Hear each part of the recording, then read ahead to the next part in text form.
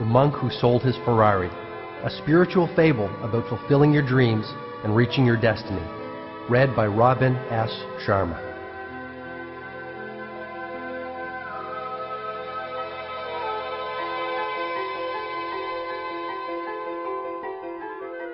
The wake-up call. He collapsed right in the middle of a packed courtroom. He was one of this country's most distinguished trial lawyers. He was also a man well known for the $3,000 Italian suits which draped his well-fed frame, as for his remarkable string of legal victories. I simply stood there, paralyzed by the shock of what I had just witnessed. The great Julian Mantle had been reduced to a victim, and was now squirming on the ground like a helpless infant, shaking and shivering like a maniac. I had known Julian for 17 years. We had first met when I was a young law student hired as a summer research intern. Back then, he'd had it all. He was a brilliant, handsome, and fearless trial attorney with dreams of greatness.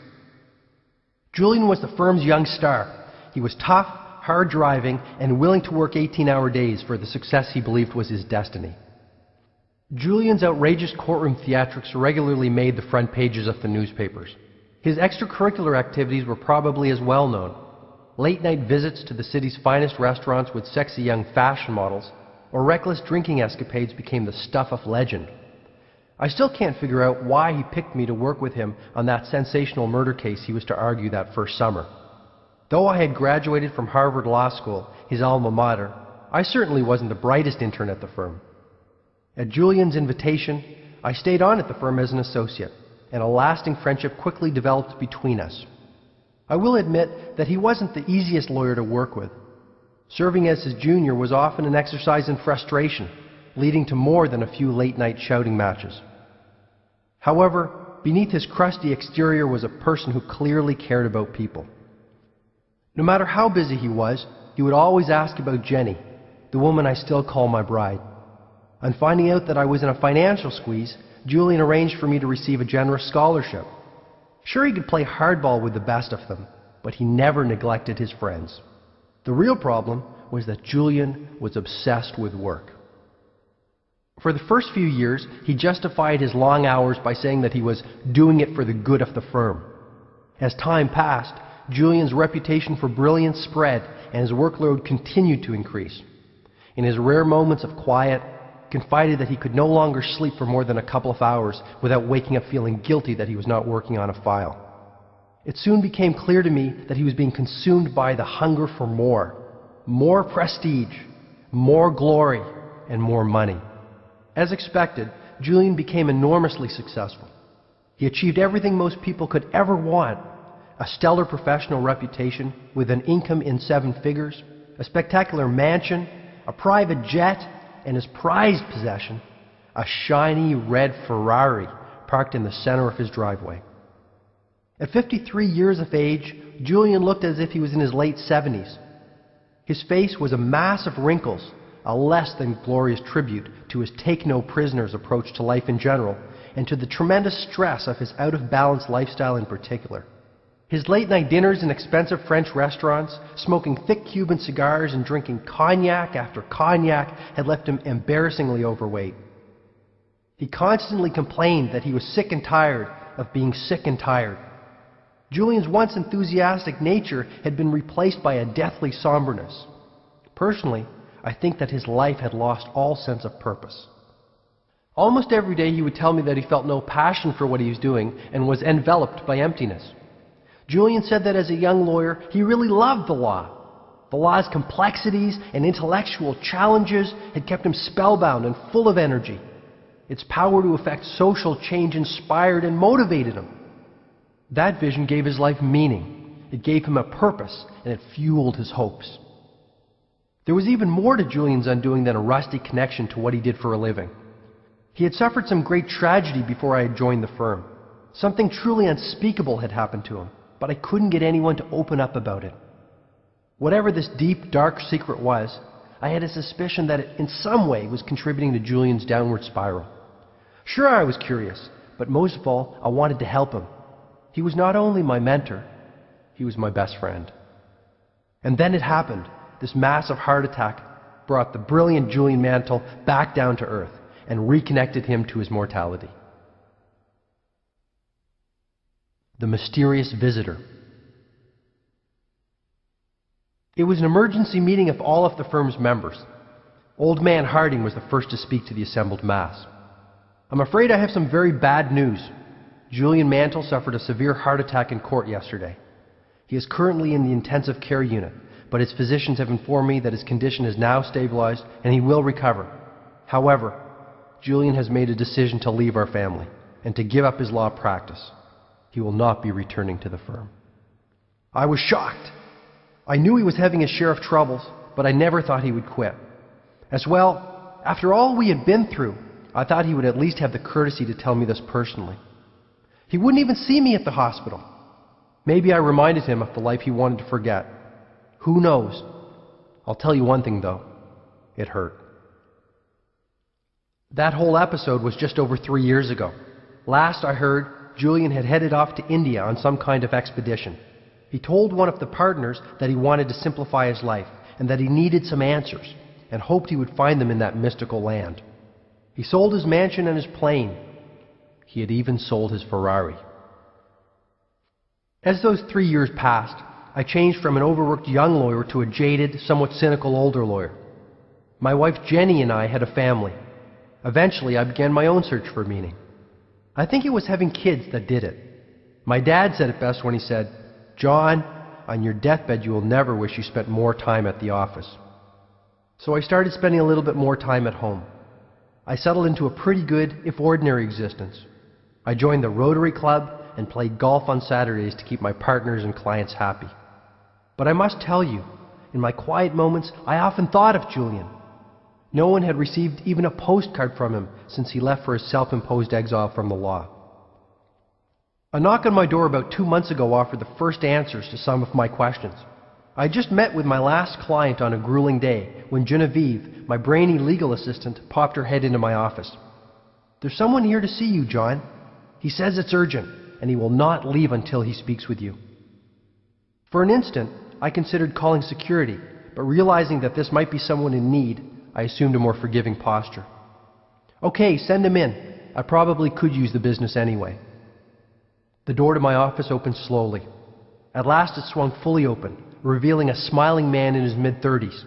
He was tall, lean, and muscular, radiating an abundance of vitality and energy. But there was more to my visitor than his youthful good looks. An underlying peacefulness gave him an almost divine presence. And his eyes, piercing blue eyes that sliced clear through me. The young man continued to look at me, much as the smiling Buddha might have looked upon a favored pupil. After a long moment of uncomfortable silence, he spoke in a surprisingly commanding tone. "Is this how you treat all of your visitors, John?" he said, his full lips curling into a mighty grin. A strange sensation tickled the pit of my stomach. "Julian, is that you? I can't believe it. Is it really you?" The loud laugh of the visitor confirmed my suspicions. The young man standing before me was none other than that long-lost yogi of India, Julian Mantle. I was dazzled by his incredible transformation. Gone was the ghost-like complexion, the sickly cough, and the lifeless eyes of my former colleague. Perhaps even more astounding was the serenity that Julian exuded. I felt entirely peaceful, just sitting there staring at him. The man before me was a youthful, vital, and smiling model of change. The miraculous transformation of Julian Mantle. Julian was the first to speak. He admitted that his body had fallen apart and that his mind had lost its luster. The constant pressure and exhausting schedule of a world-class trial lawyer had also broken his most important and perhaps most human endowment, his spirit. When given the ultimatum by his doctor either to give up the law or give up his life, he said he saw a golden opportunity to rekindle the inner fire that he had known when he was younger. Julian grew visibly excited as he recounted how he sold all his material possessions and headed for India, a land whose ancient culture and mystical traditions had always fascinated him. He traveled from tiny village to tiny village, seeing the timeless sights and growing to love the Indian people. Julian slowly began to feel alive and whole again, perhaps for the first time since he was a child. His natural curiosity and creative spark steadily returned, along with his enthusiasm and his energy for living. He started to feel more joyful and peaceful, and he began to laugh again. Julian told me that his journey to India was more than a simple vacation. He described his time as a personal odyssey of the self. He confided that he was determined to find out who he really was and what his life was all about. To do this, his first priority was to connect to that culture's vast pool of ancient wisdom on living a more rewarding, fulfilling, and enlightened life. The more he explored, the more he heard of Indian monks who had lived beyond the age of 100. Monks who, despite their advanced years, maintained youthful, energetic, and vital lives. The more he traveled, the more he learned of ageless yogis who had mastered the art of mind control and spiritual awakening. It was while he was in Kashmir, an ancient and mystical state that sits sleepily at the foot of the Himalayas, that he had the good fortune to meet a gentleman named Yogi Krishnan. This slight man with a clean-shaven head had also been a lawyer. Fed up with his hectic pace that personifies modern New Delhi, he too gave up his material possessions and retreated to a world of greater simplicity. Becoming a caretaker of the village temple, Krishnan said he had come to know himself and his purpose in the larger scheme of life. Julian informed this lawyer-turned-yogi of his own story. "I need your help, Krishnan. I need to learn how to build a richer, fuller life. For as long as I've been caring for this temple, I've heard whisperings of a mystical band of sages living high in the Himalayas. Legend has it that they have discovered some sort of system that will profoundly improve the quality of anyone's life. It is supposed to be a holistic, integrated set of ageless principles and timeless techniques to liberate the potential of the mind, body, and soul." Julian was fascinated. This seemed perfect. Just exactly where do these monks live? No one knows, and I regret that I am too old to start searching. But I will tell you one thing, my friend. Many have tried to find them, and many have failed.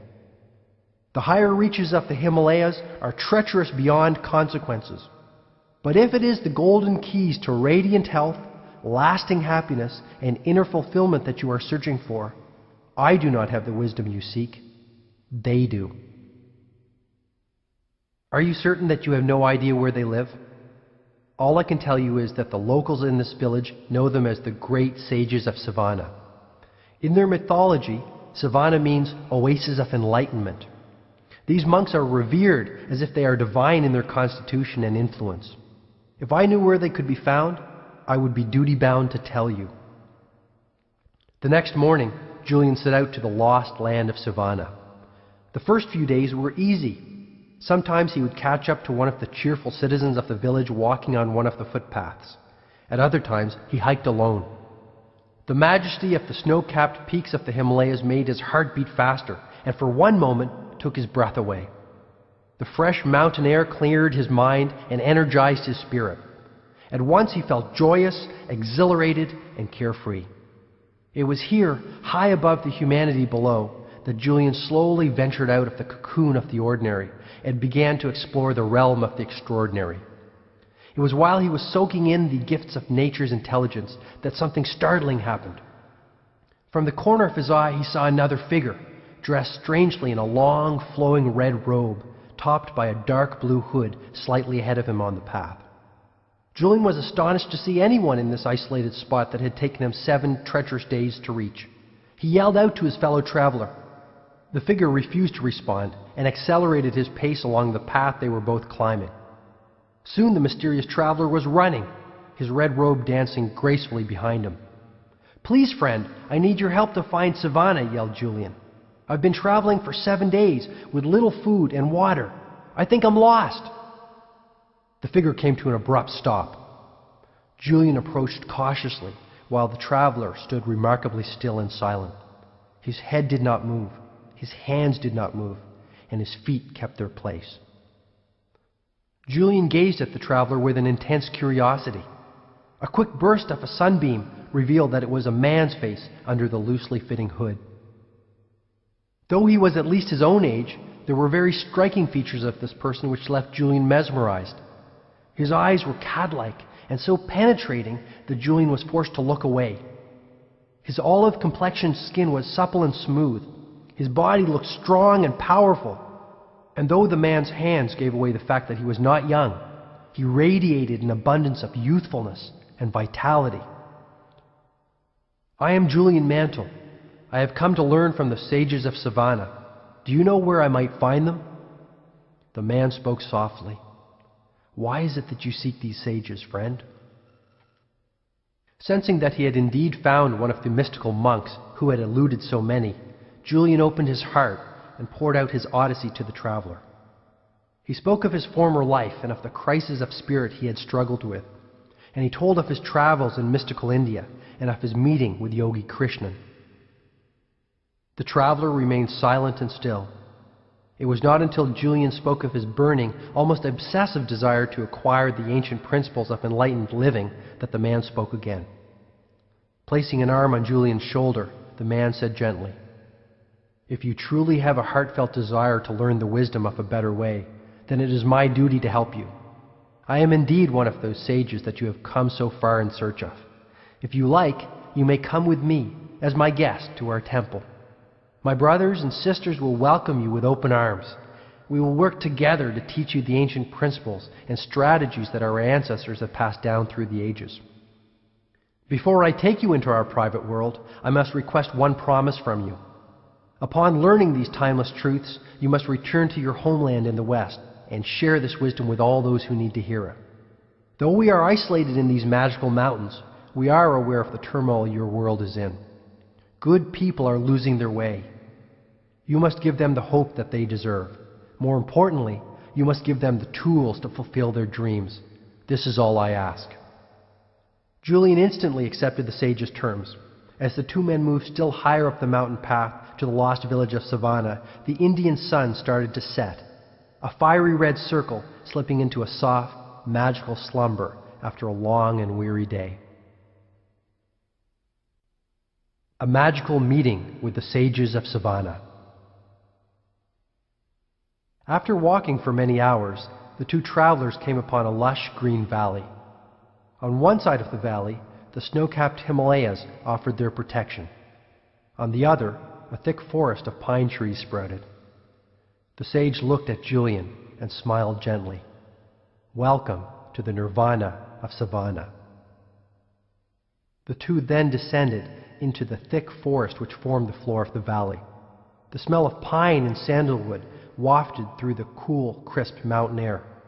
Julian, now barefoot to ease his aching feet, felt the damp moss under his toes. He was surprised to see the richly colored orchids and a host of other lovely flowers dancing among the trees. After walking for about 15 more minutes, the two men reached a clearing. Before him was a sight that even the worldly wise and rarely surprised Julian Mantle could never have imagined. A small village made solely out of what appeared to be roses. At the center of the village was a tiny temple made of red, white, and pink flowers, held together with long strands of multicolored string and twigs. The little huts which dotted the remaining space appeared to be the austere homes of the sages. These were also made of roses. Julian was speechless. Julian's traveling companion now revealed that his name was Yogi Raman. He explained that he was the eldest sage of Savannah and the leader of the group. The citizens of this dreamlike colony looked astonishingly youthful and moved with poise and purpose. None of them spoke, choosing instead to respect the tranquility of this place by performing their tasks in silence. The men, who appeared to number only about 10, wore the same red-robed uniform as Yogi Raman and smiled serenely at Julian. Each of them looked calm, healthy, and deeply contented. The women were equally impressive. In their flowing pink silk saris and with white lotuses adorning their jet-black hair, they moved busily through the village with exceptional agility. With Zen-like focus, some worked inside the temple, preparing for what appeared to be a festival. Others carried firewood and richly embroidered tapestries. All were engaged in productive activities. All appeared to be happy. Ultimately, the faces of the sages of Savannah revealed the power of their way of life. Even though they were clearly mature adults, Each one of them radiated a childlike quality, their eyes twinkling with the vitality of youth. Not one of them had wrinkles. Not one of them had gray hair. Not one of them looked old. Julian was offered a feast of fresh vegetables and fruits, a diet that he would later learn was one of the keys to the ideal health enjoyed by the sages. After the meal, Yogi Raman escorted Julian to his living quarters, a flower-filled hut containing a small bed with an empty journal pad on it. This would be his home for the foreseeable future. Though Julian had never seen anything like this magical world of savannah, his intuition told him that he belonged here, if only for a short period. And so began Julian's life among the sages of savannah, a life of simplicity, serenity, and harmony. The best was soon to come. A spiritual student of the sages. It was now 8 p.m., and I still had to prepare for court the next day. Yet I was fascinated by the experience of this former legal warrior. The longer I listened to Julian, the more I came to realize that my own spirit had become rusty. What had happened to the uncommon passion I brought to everything I did when I was younger? Maybe it was time for me to reinvent my destiny. Julian quickened the pace as he continued with his tale. He told me how his desire for knowledge, coupled with his sharp intellect, had made him a well-loved member of the Savannah community.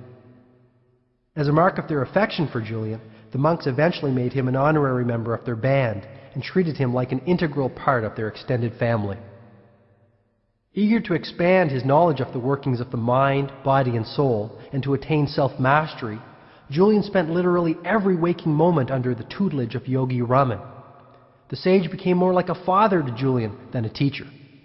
It was clear that this man had the accumulated wisdom of many lifetimes, and most happily, he was willing to share it with Julian. Beginning before dawn, Yogi Raman would sit with his enthusiastic student and fill his mind with insights on the meaning of life and little-known techniques for living with greater vitality, creativity, and fulfillment. He taught Julian ancient principles anyone could use to live longer, stay younger, and grow far happier.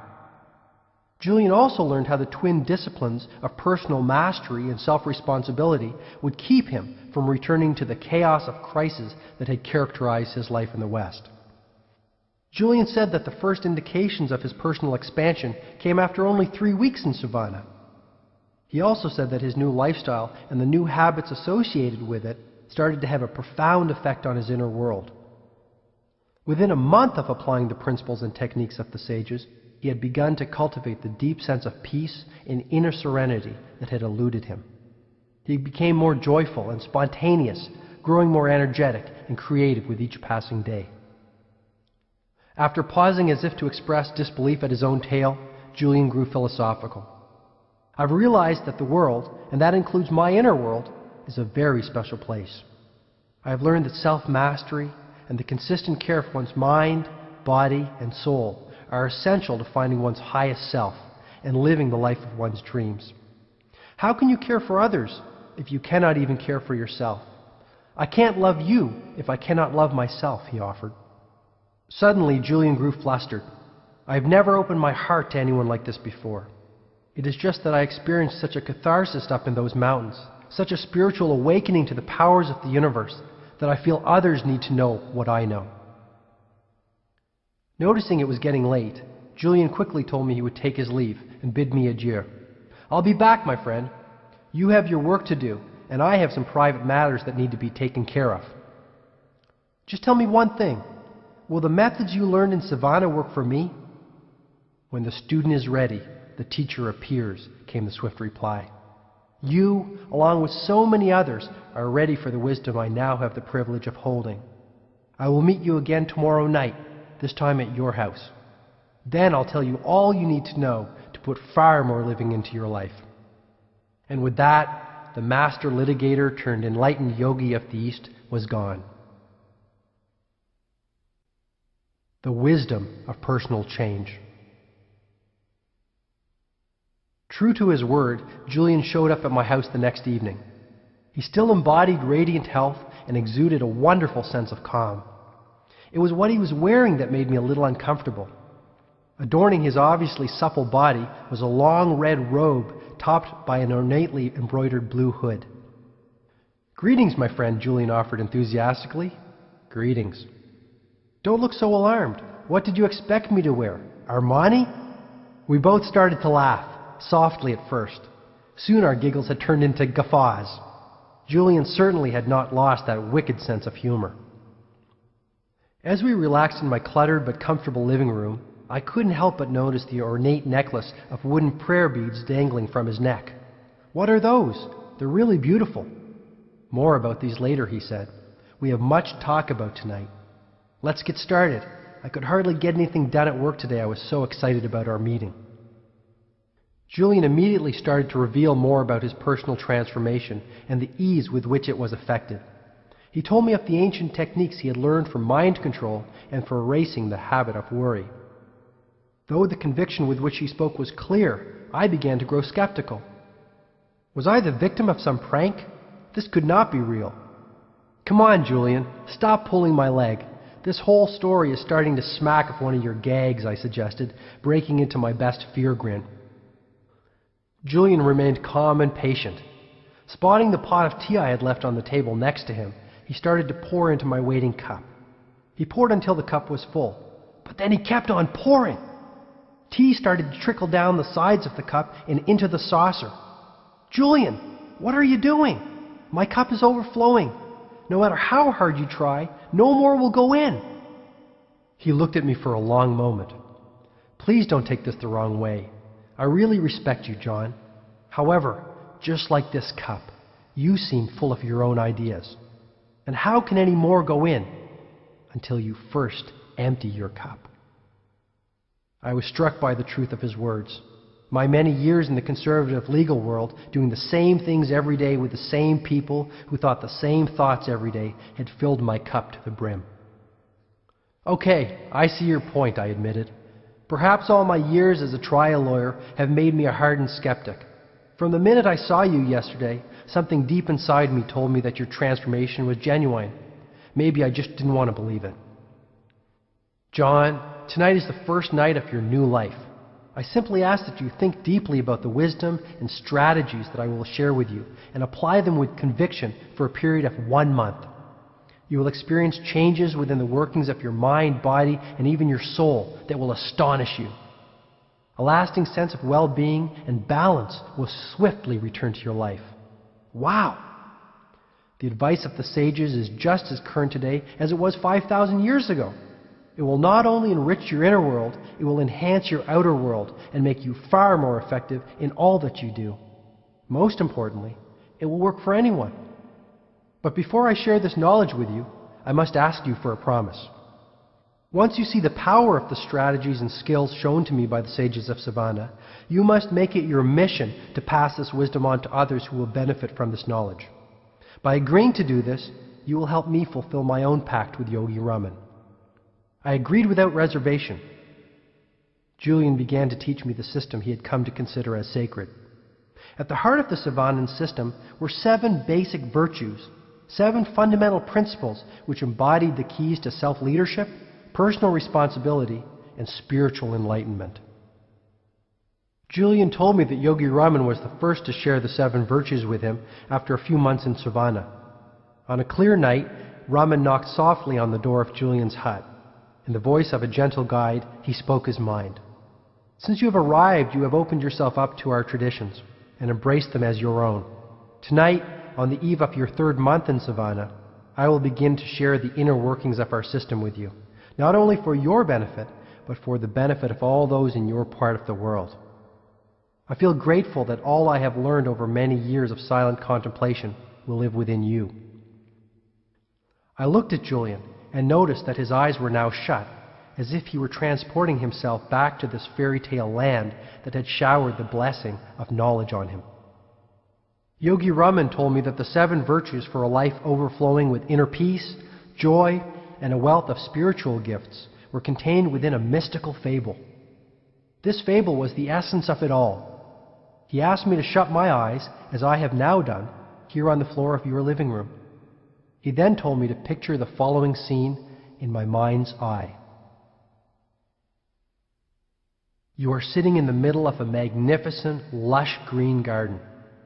This garden is filled with the most spectacular flowers you have ever seen. The environment is supremely tranquil and silent.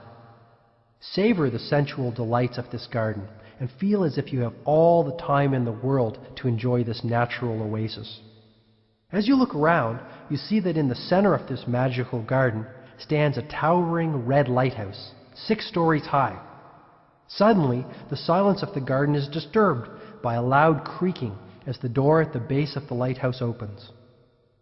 Out stumbles a 9-foot-tall, 900-pound Japanese sumo wrestler who casually wanders into the center of the garden.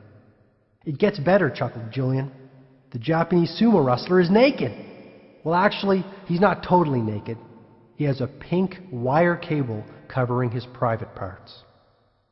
As the sumo wrestler starts to move around the garden, he finds a shiny gold stopwatch which someone had left behind many years earlier. He slips on it and falls to the ground with an enormous thud. The sumo wrestler is rendered unconscious and lies there, silent and still. Just when you think he has taken his last breath, the wrestler awakens, stirred by the fragrance of some fresh yellow roses blooming nearby. Energized, the wrestler jumps swiftly to his feet and intuitively looks to his left. He is startled by what he sees. Through the bushes at the very edge of the garden, he observes a long, winding path covered by millions of sparkling diamonds. Something seems to instruct the wrestler to take the path, and to his credit, he does. This path leads him down the road of everlasting joy and eternal bliss. After hearing this strange tale, Julian told me he was disappointed. He had expected to hear something earth-shattering, wisdom that would stir him to action and perhaps even move him to tears. Yogi Raman detected this and said, "At first it might seem to be frivolous and perhaps even childish, but I assure you that every element of the fable embodies a timeless principle for radiant living and has great depth of meaning. The garden, the lighthouse, the sumo wrestler, the pink wire cable, the stopwatch, the roses, and the winding path of diamonds are symbols of the 7 timeless virtues for an enlightened life. I can also assure you that if you remember this little story and the fundamental truths that it represents, you will carry within you all that you need to know to raise your life to its highest level. You will have all the information and strategies you will need to profoundly influence the quality of your life and the lives of all those you touch. And when you apply this wisdom on a daily basis, you will change mentally, emotionally, physically, and spiritually." A most extraordinary garden. In the fable, the garden is a symbol for the mind, said Julian. If you care for your mind, if you nurture it and cultivate it, just like a fertile, rich garden, it will blossom far beyond your expectations. But if you let the weeds take root, lasting peace of mind and deep inner harmony will always elude you. Look at the toxic waste that most people put into the fertile garden of their minds every single day. The worries and anxieties, the fretting about the past, the brooding over the future, and those self-created fears that wreak havoc within your inner world. Worry drains the mind of much of its power, and sooner or later, it injures the soul. To live life to the fullest, you must stand guard at the gate of the garden of your mind, and let only the best information enter. You truly can't afford the luxury of a negative thought, not even one. The most joyful, dynamic, and contented people of this world are no different from you or me in terms of their makeup. However, the ones who do more than just exist, the ones who fan the flames of their human potential and truly savor the magical dance of life, do different things than those whose lives are ordinary. Foremost among the things they do is adopt a positive paradigm about their world and all that is in it. The way you think stems from habit, pure and simple, Julian continued with conviction. I have learned that even the best conditioned thinkers are using only 1/100th of 1% of their mental reserves. In Savannah, the sages dared to explore the untapped potential of their mental capacity on a regular basis, and the results were astounding. Yogi Raman, through regular and disciplined practice, had conditioned his mind so that he was able to slow down his heartbeat at will. He had even trained himself to go for weeks without sleep. While I would never suggest that these should be goals for you to aspire to, I do suggest that you start to see your mind for what it is, nature's greatest gift. My teacher was growing more excited by the moment. His eyes seemed to twinkle as he spoke of the magic of the mind and the wealth of goodness it would surely bring. There is no such thing as objective reality or the real world. There are no absolutes. An event that appears to be a tragedy to one might reveal the seeds of unlimited opportunity to another. What really separates people who are habitually upbeat and optimistic from those who are consistently miserable is how the circumstances of their life are interpreted and processed. And it all starts with using your mind more effectively? Exactly, John. All success in life, whether material or spiritual, starts with that 12-pound mass sitting between your shoulders. Your outer world reflects the state of your inner world. By controlling the thoughts that you think and the way you respond to the events of your life, you begin to control your destiny. This makes so much sense, Julian. I guess my life has become so busy that I have never taken the time to think about these things. When I was in law school, my best friend Alex used to love reading inspirational books. He said that they kept him motivated and energized in the face of our crushing workload. I remember him telling me that one of them said that the Chinese character for crisis is comprised of two sub-characters, one that spells danger and another that spells opportunity. I guess that even the ancient Chinese knew that there is a bright side to the darkest circumstance if you have the courage to look for it. Yogi Raman put it this way: there are no mistakes in life, only lessons. There is no such thing as a negative experience, only opportunities to grow, learn, and advance along the road of self-mastery. From struggle comes strength. Even pain can be a wonderful teacher. Pain? I protested. Absolutely. To transcend pain, you must first experience it. Or to put it another way, how can you really know the joy of being on the summit of the mountain unless you have first visited the lowest valley? Get my point? To savor the good, one must know the bad? Yes, but I suggest that you stop judging events as either positive or negative. Rather, simply experience them, celebrate them, and learn from them. Once you consistently apply this principle to your daily life and start to condition your mind to translate the mind, and then, and only then, in reality. I call the process blueprinting, because anything you create in your outer world began as a simple blueprint in your inner world, on the lush picture screen of your mind. When you learn to take control of your thoughts and vividly imagine every event into a positive, empowering one, you will banish worry forever. You will stop being a prisoner of your past. Instead, you will become the architect of your future. Okay, I understand the concept. What else might a humble, middle-class lawyer do to improve things? First of all, begin to live out of the glory of your imagination, not your memory. Run that one by me again? You see, things are always created twice. First, in the workshop, imagine all that you desire from this worldly existence in a state of total expectancy. Dormant forces will awaken inside you. You will begin to unlock the true potential of your mind to create the kind of magical life that I believe you deserve. From tonight onwards, forget about the past. Dare to dream that you are more than the sum of your current circumstances. Expect the best. You will be astonished at the results. I began to reflect on my own life. When I was a kid, I dreamed such great dreams. Often, I visualized myself as a sports hero or a business tycoon. I really believed that I could do, have, or be whatever I wanted to be. There were no limits on what my future could bring. I honestly don't think I felt that kind of freedom and joy for 15 years. What happened? Perhaps I lost sight of my dream when I became an adult and resigned myself to acting the way adults were supposed to act. Maybe I lost sight of them when I went to law school and started talking like lawyers were supposed to talk. In any event, that evening with Julian at my side made me resolve to stop spending so much time making a living and to spend far more time creating a life. Looks like I have you thinking about your life also, Julian observed. Start thinking about your dreams for a change, just like when you were a little child. Start to revere life again and celebrate all of its wonders. Julian then reached into the depths of his robe and pulled out a little card. One day, while Yogi Raman and I were walking along a quiet mountain path, I asked him who his favorite philosopher was. He told me that he had many influences in his life, and it was difficult for him to single out any one source for his inspiration. There was one quotation, however, that encapsulated all the values he had come to cherish over a life spent in quiet contemplation. The words came from the great Indian philosopher Patanjali. Repeating them aloud every morning before I sit down to meditate has had a profound influence on the course of my day. Julian then showed me the card. The quotation read, "When you are inspired by some great purpose, some extraordinary project, all of your thoughts break their bonds. Your mind transcends limitations. Your consciousness expands in every direction, and you find yourself in a new, great, and wonderful world.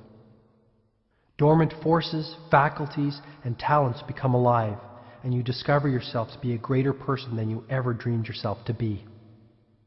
In that instant, I saw the connection between physical vitality and mental agility. Julian was in picture-perfect health and looked many years younger than he had when we had first met. Success on the outside indeed begins with success on the inside, and by changing his thoughts, Julian had changed his life. Exactly how can I develop this positive, serene, and inspired attitude, Julian?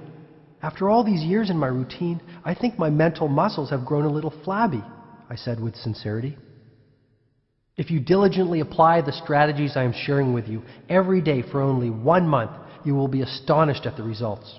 You will begin to tap into the highest levels of your own capacity and enter the realm of the miraculous. But to reach this destination, you must not get hung up on the outcome. Instead, enjoy the process of personal expansion and growth.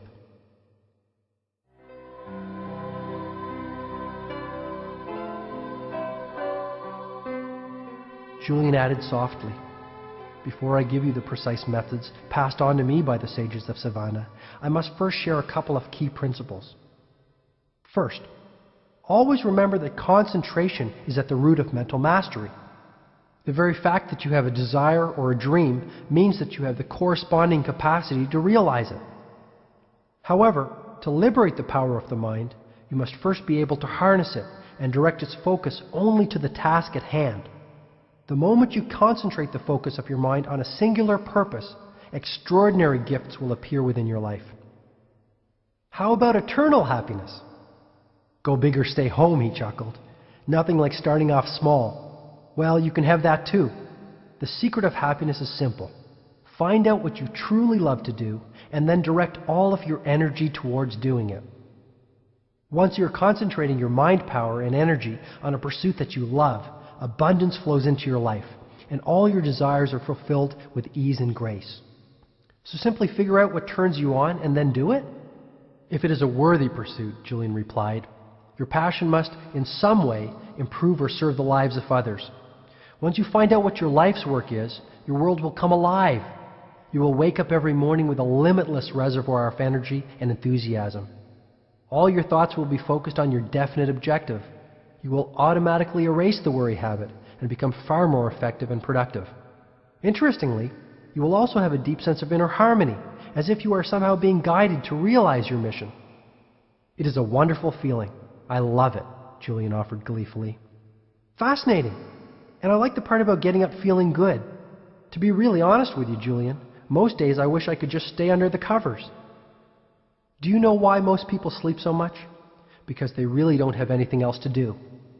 Those who rise with the sun all have one thing in common. They all have a purpose that fans the flames of their inner potential. They are driven by their priorities, but not in an unhealthy, obsessive way. It is more effortless and gentle than that.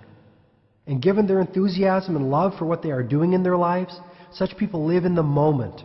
Their attention is fully and completely on the task at hand. Therefore, there are no energy leaks. These people are the most vibrant and vital individuals you will ever have the good fortune to meet." "Energy leaks? Sounds a little new agey, Julian. I'll bet you didn't learn that one at Harvard Law School." "True. The sages of Savannah pioneered that concept. Though it has been around for centuries, its application is just as relevant today. Too many of us are consumed by needless and endless worry. Worry causes your precious mental energy and potential to leak. Soon, you have no energy left. Once you find your purpose, however, life becomes much easier and far more rewarding. When you figure out what your main aim or destiny really is, your work will be play. Wouldn't it be a little risky for me to give up my job to start searching for my overriding passion and purpose?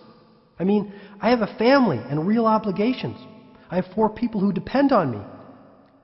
I'm not saying that you have to leave the legal profession tomorrow. You will, however, have to start taking risks. Most people live within the confines of their comfort zone. Yogi Raman was the first to explain that the best thing you can do for yourself is to regularly move beyond it.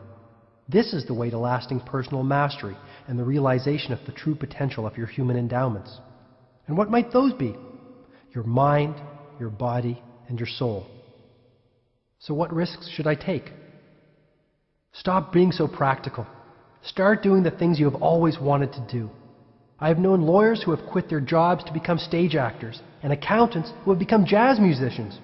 In the process, they have found the deep happiness that had eluded them for so long. Calculated risk-taking will pay huge dividends. I see your point. So take the time to think. The sages of Savannah all took time daily to silently contemplate not only where they were, but where they were going. They took the time to reflect on their purpose and how they were living their lives every day. Most importantly, they thought deeply and genuinely about how they would improve the next day. Daily incremental improvements produce lasting results, which in turn lead to positive change. Even 10 minutes of focused reflection a day will have a profound impact on the quality of your life. Hey, you were going to share some techniques with me, Julian, I said, hoping to learn some practical ways to apply the wisdom I was hearing. There is one technique for mastering the mind which towers above all the rest. After practicing it for only 21 days, I felt more energy. But you need not worry. Improvement will come quickly. Simply return your attention to the object of your focus. Soon your mind will grow strong and disciplined. That's all there is to it? Sounds pretty easy. That's the beauty of it, John, Julian replied. Energetic, enthusiastic, and vibrant that I had in years. The practice is over 4,000 years old. It's called the heart of the rose. All that you need to perform this exercise is a fresh rose and a silent place. Natural surroundings are best, but a quiet room will do nicely. Start to stare at the center of the rose, its heart. Keep staring at the rose. Notice its color, its texture, its design. Savor its fragrance and think only about this wonderful object in front of you. At first, other thoughts will start entering your mind, distracting you from the heart of the rose. This is the mark of an untrained mind.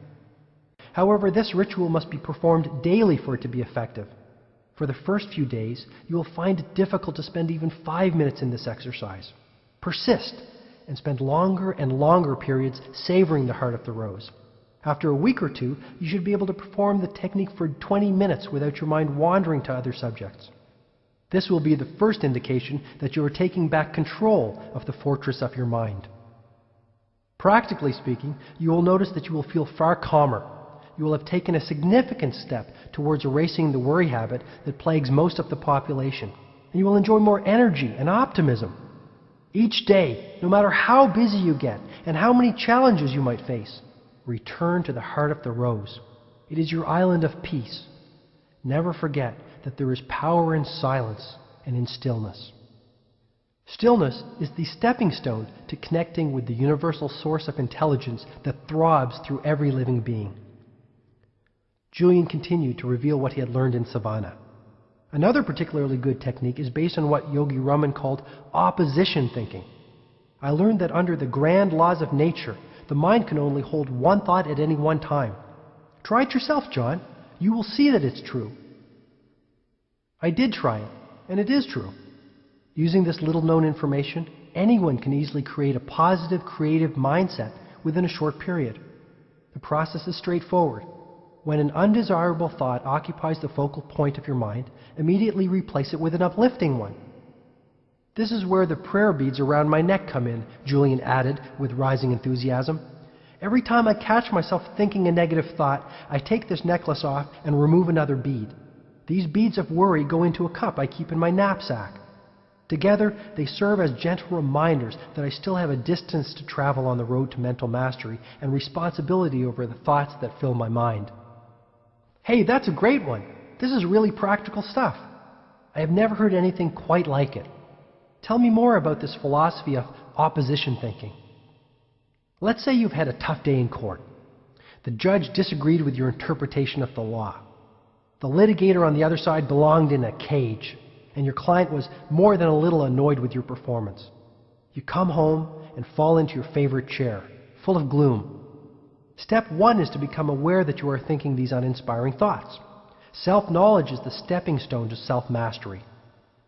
Step two is to appreciate once and for all that just as easily as you allow those gloomy thoughts to enter, you can replace them with cheerful ones. So think of the opposite of gloom.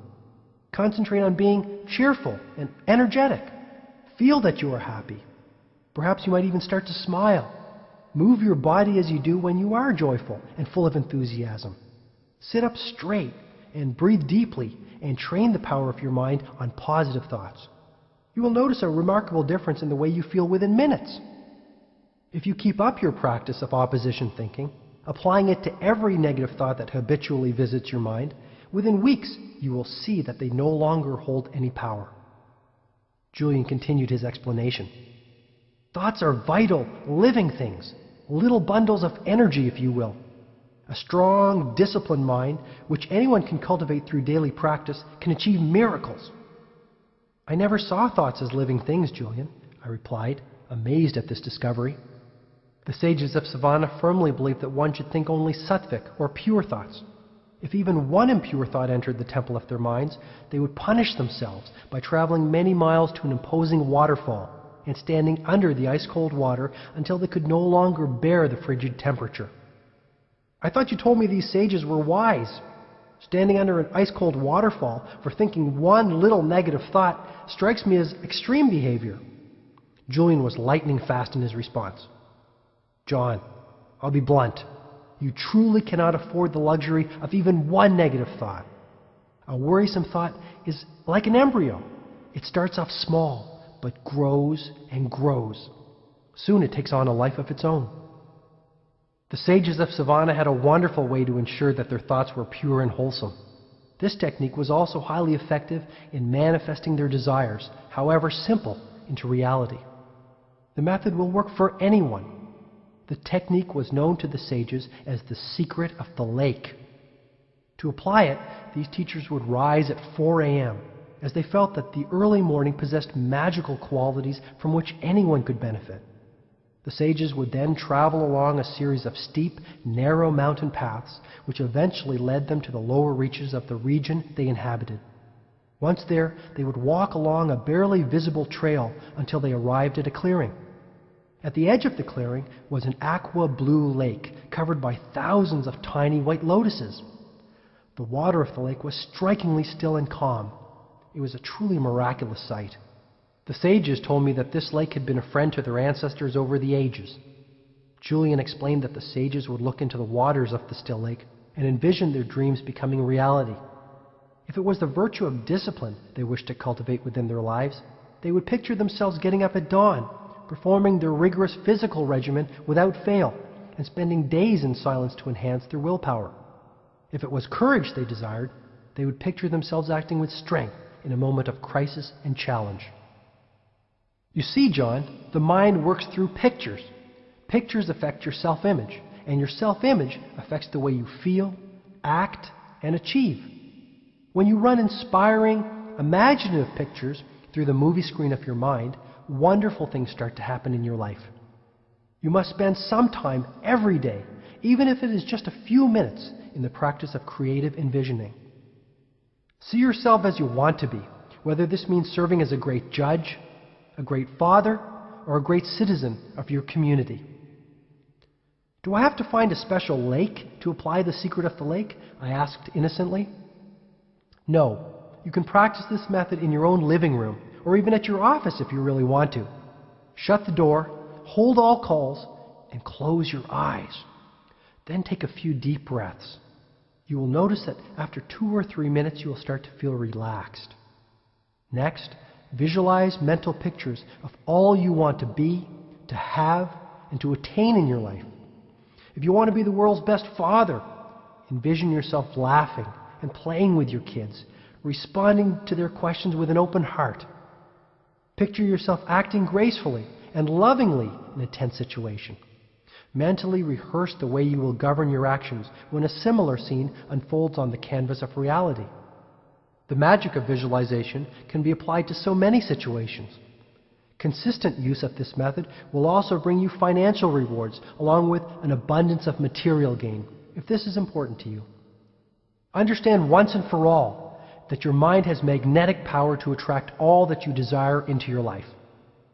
Once you start to experience the joy this ancient technique brings, you will realize the infinite potential of your mind and begin to liberate the storehouse of ability and energy that currently sleeps within you. It was as if Julian was speaking a foreign tongue. I had never heard anyone speak of the power of imaging and its profound effects on every aspect of one's world. Yet, deep inside, I had faith in what Julian was saying. But doing these exercises at the office, Julian, my partners think I'm strange enough as it is. Do not be concerned with the judgment of others as long as you know what you are doing is right. You can do whatever you want to do as long as it is correct according to your conscience and your heart. Never be ashamed of doing that to live in the present. You will always have boundless energy, no matter what time the clock reflects. Kindling the inner fire. John, I'd like to continue to share the elements of Yogi Raman's fable with you, but I must confirm something. We are living in a very troubled world. Negativity pervades it, and many in our society are like floating ships without rudders, weary souls searching for a lighthouse that will keep them from crashing against the rocky shores. You must serve as a captain of sorts. I'm placing my trust in you to take the message of the sages of Savannah to all those who need to hear it. After consideration, I promised Julian with conviction that I would accept this assignment. He then continued passionately. The beauty of the whole exercise is that as you strive to improve the lives of others, which is right, decide on what you think is good and then stick to it.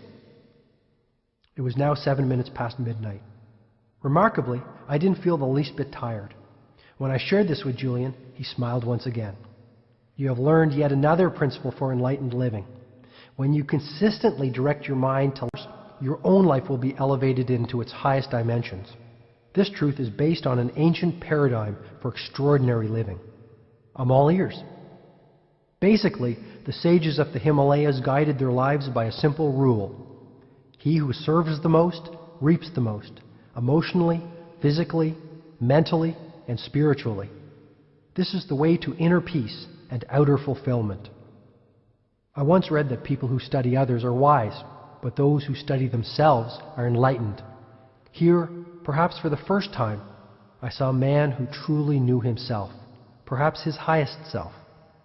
This brings me to the lighthouse, said Julian, remaining focused on the task at hand. I was wondering how that fit into Yogi Raman's fable. You will recall that in the middle of the garden stood a magnificent lighthouse. This symbol will remind you of yet another ancient principle for enlightened living. The purpose of life is a life of purpose. Those who are truly enlightened know what they want out of life, emotionally, materially, physically, and spiritually. Clearly defined priorities and goals for every aspect of your life will serve a role similar to that played by a lighthouse, offering you guidance and refuge when the seas become rough. Julian transported me back to the time when Yogi Raman examined this principle with him. He recalled the sage's exact words. Life is funny, observed Yogi Raman. One would think that the less one worked, the more one would have the chance to experience happiness.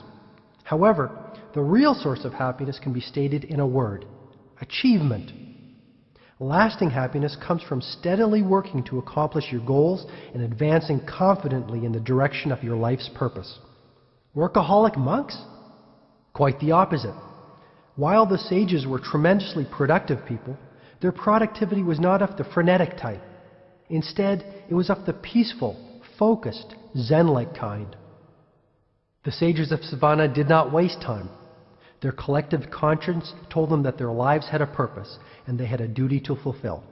This is what Yogi Raman said to me. Achievement need not be of the material sort. Personally, my objectives are to attain peace of mind, self-mastery, and enlightenment. If I fail to accomplish these goals by the end of my life, I am certain that I will die feeling unfulfilled and dissatisfied. Julian told me that this was the first time he had heard any of his teachers in Savannah speak of their own mortality. And Yogi Raman sensed this in my expression.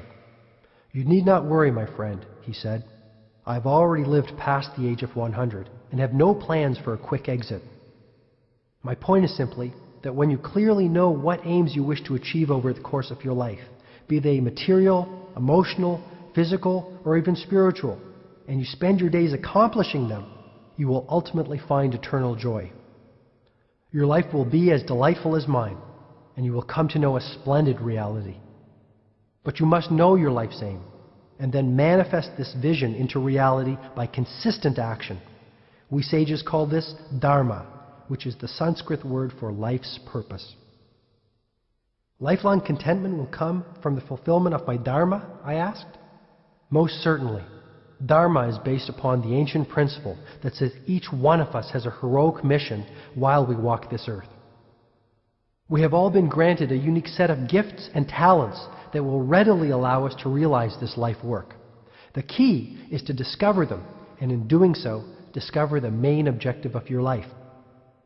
Over the course of the next few hours, I learned from Julian that all highly developed, fully actualized people understand the importance of exploring their talents, uncovering their personal purpose, and then applying their human gifts in the direction of this calling. The key is to have the discipline and vision to see your heroic mission and to ensure that it serves other people while you realize it. "Is this a form of goal setting?" "Goal setting is the starting point," said Julian. "Mapping out your objectives and your goals releases the creative juices which get you on the path of your purpose. Believe it or not, Yogi Raman and the other sages were very hot on goals." "You're kidding. Highly effective monks who meditate all night and set goals all day? I love it." Yogi Raman said, "People spend their whole lives dreaming of becoming happier, living with more vitality, and having an abundance of passion. Yet they do not see the importance of taking even 10 minutes a month to write out their goals and to think deeply about the meaning of their lives, their dharma. Goal setting will make your life magnificent. Your world will become richer, more delightful, and more magical." You see, Julian, our ancestors have taught us that setting clearly defined objectives for what we desire in our mental, physical, and spiritual world is critical to the realization. Anyone who wishes to improve the quality of their inner as well as their outer worlds would do well to take out a piece of paper and start writing out their life aims.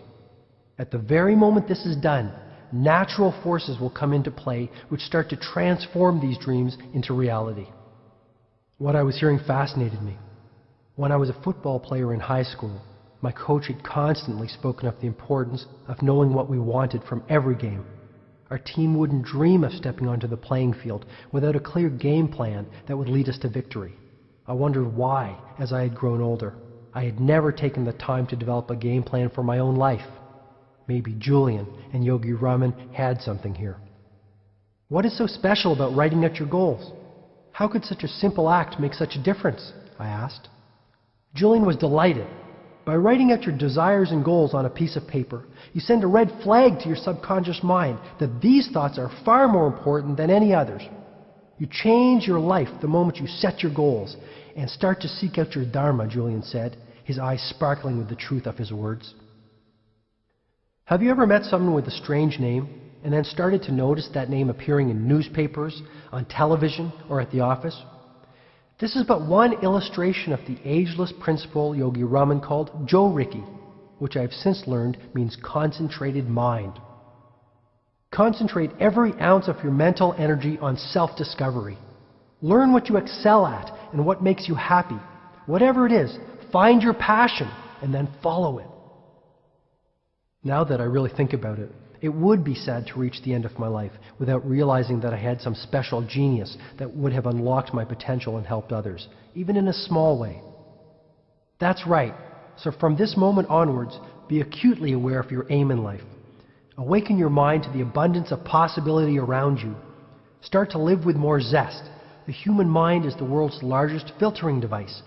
When you decide to start concentrating your mind on your life's main aims, your mind starts to filter out the unimportant and focus only on the important. To tell you the truth, I think it's about time I discovered my purpose, I said. Don't get me wrong, there are a lot of great things in my life, but it isn't as rewarding as I think it could be. How does that make you feel?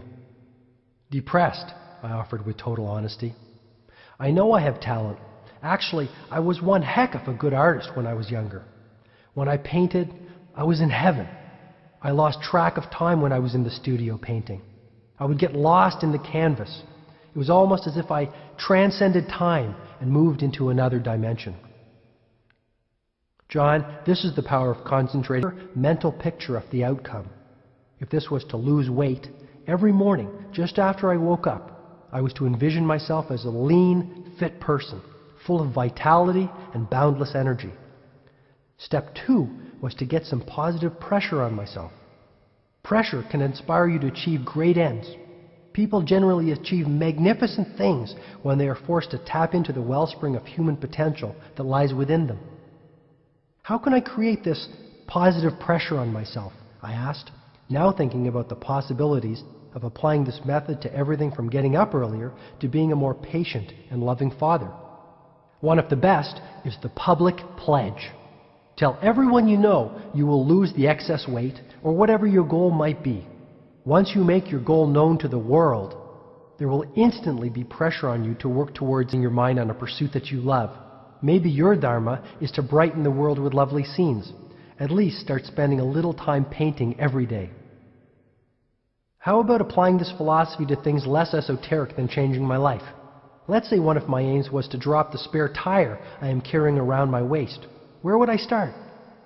Julian told me that the sages of Savannah had created a 5-step method to reach their objectives and fulfill the purposes of their lives. The first step was to form a clear fulfillment, since no one likes to look like a failure. When you train your mind to associate pleasure with good habits and punishment with bad ones, your weaknesses will quickly fall by the wayside. You said there were 5 steps to follow to make my desires come true, I said impatiently. What are the remaining 3? Yes, John. The third step is a simple one.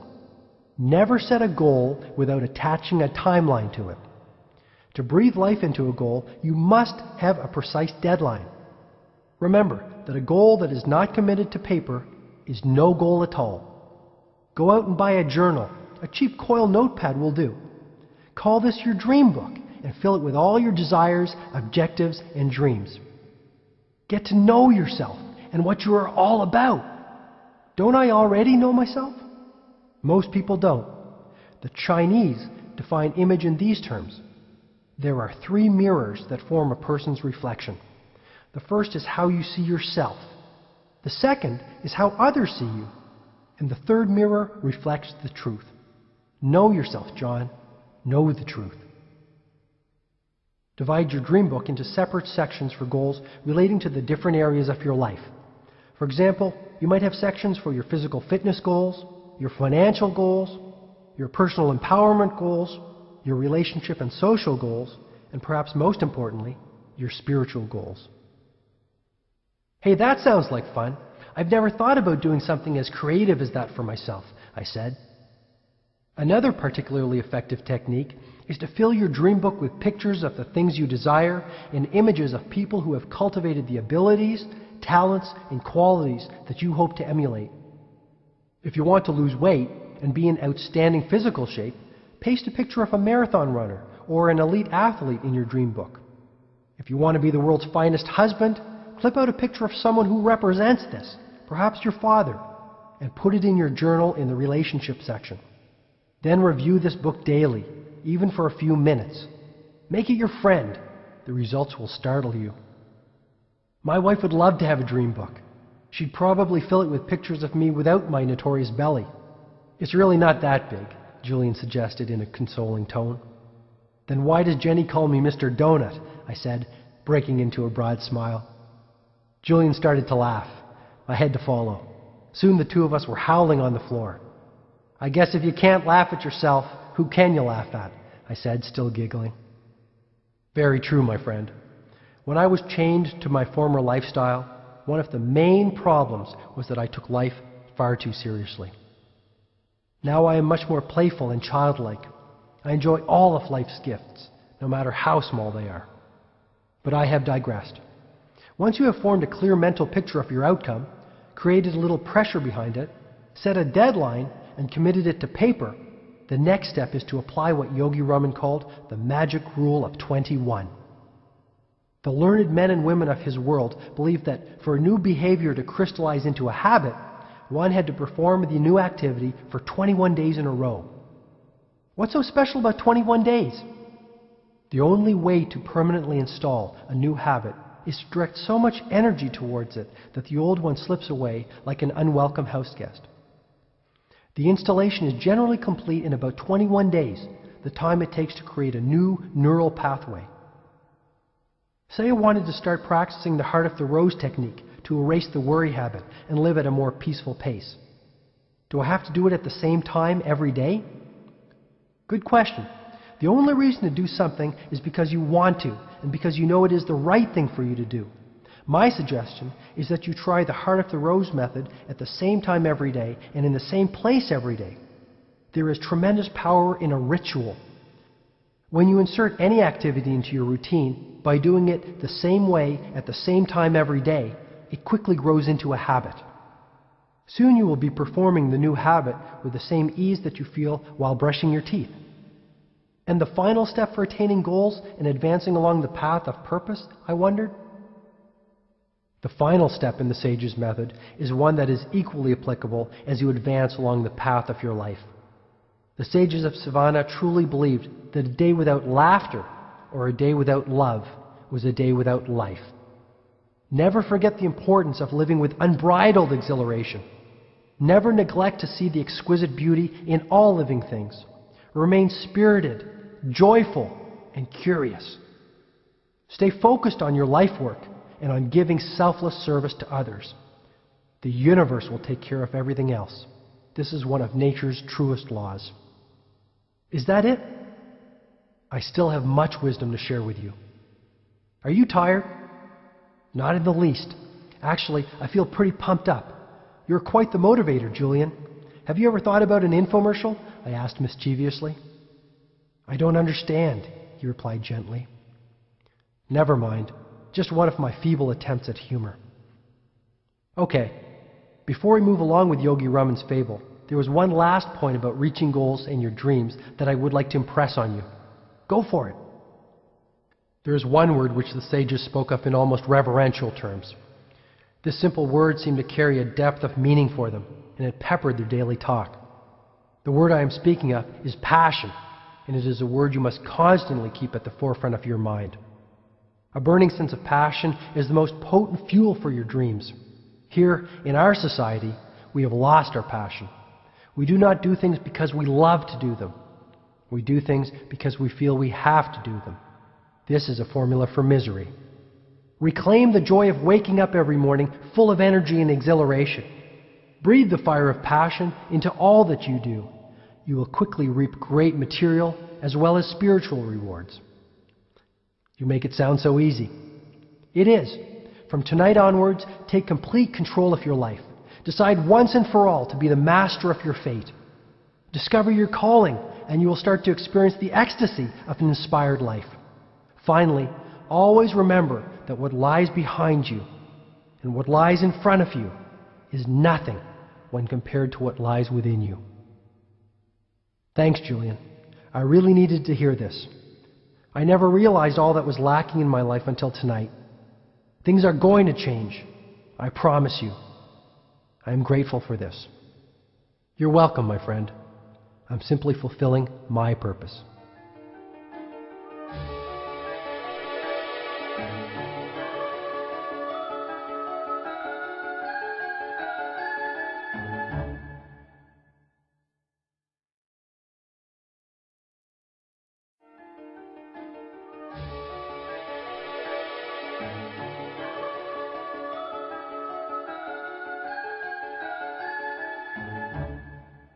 The ancient art of self-leadership.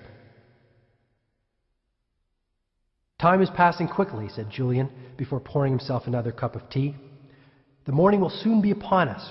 Do you want me to continue, or have you had enough for one night? Please continue, Julian.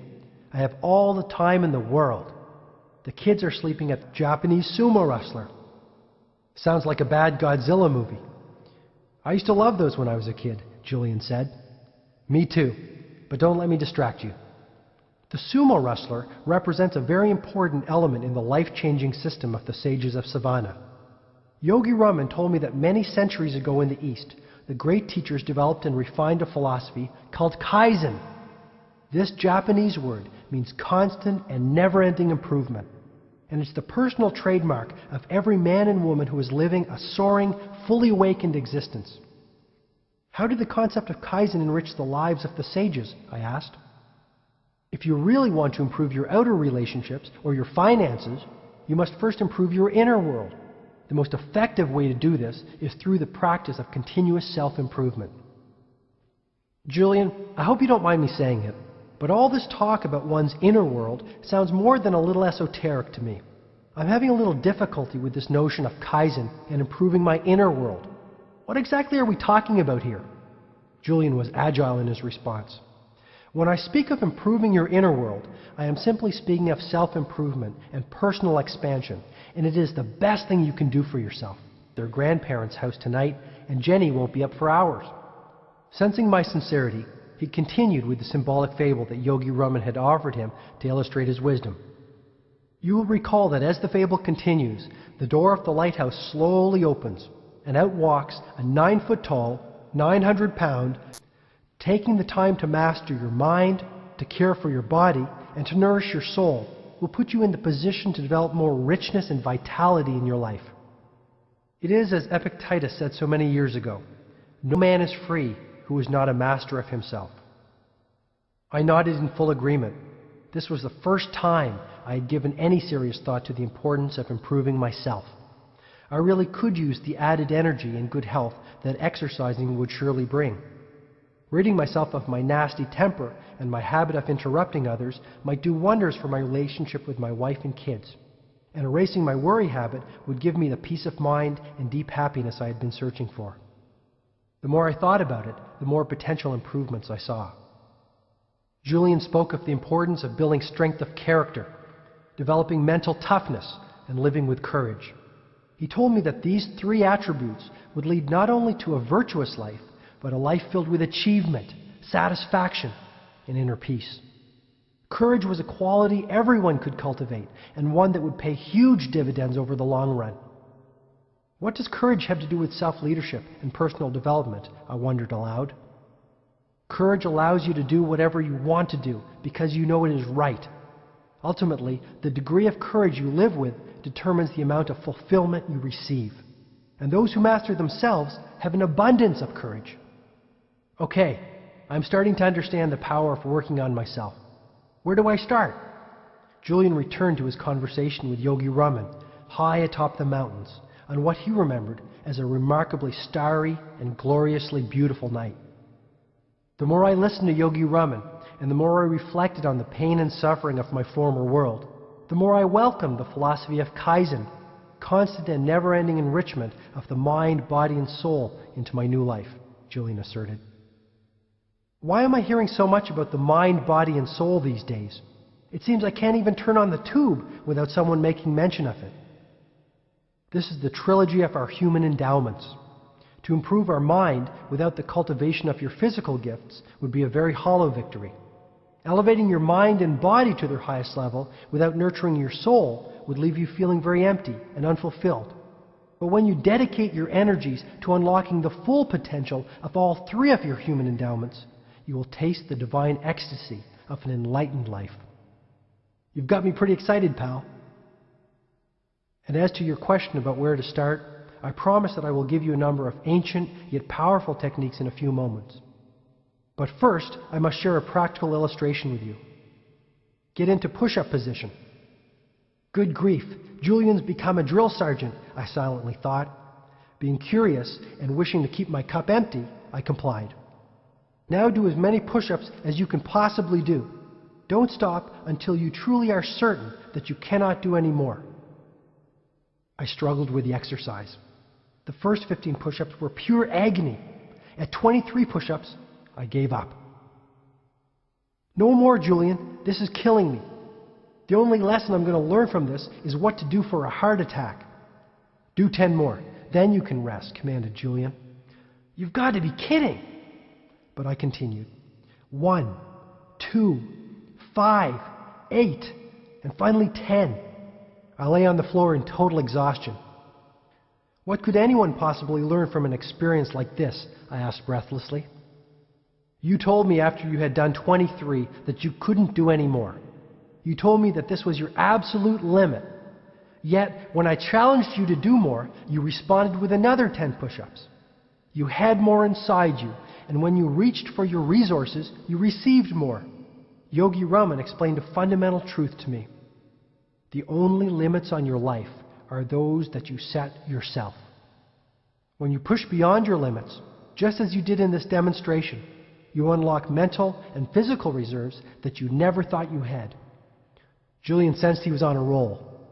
You practice the art of Kaizen by pushing yourself daily. Work hard to improve your mind and your body.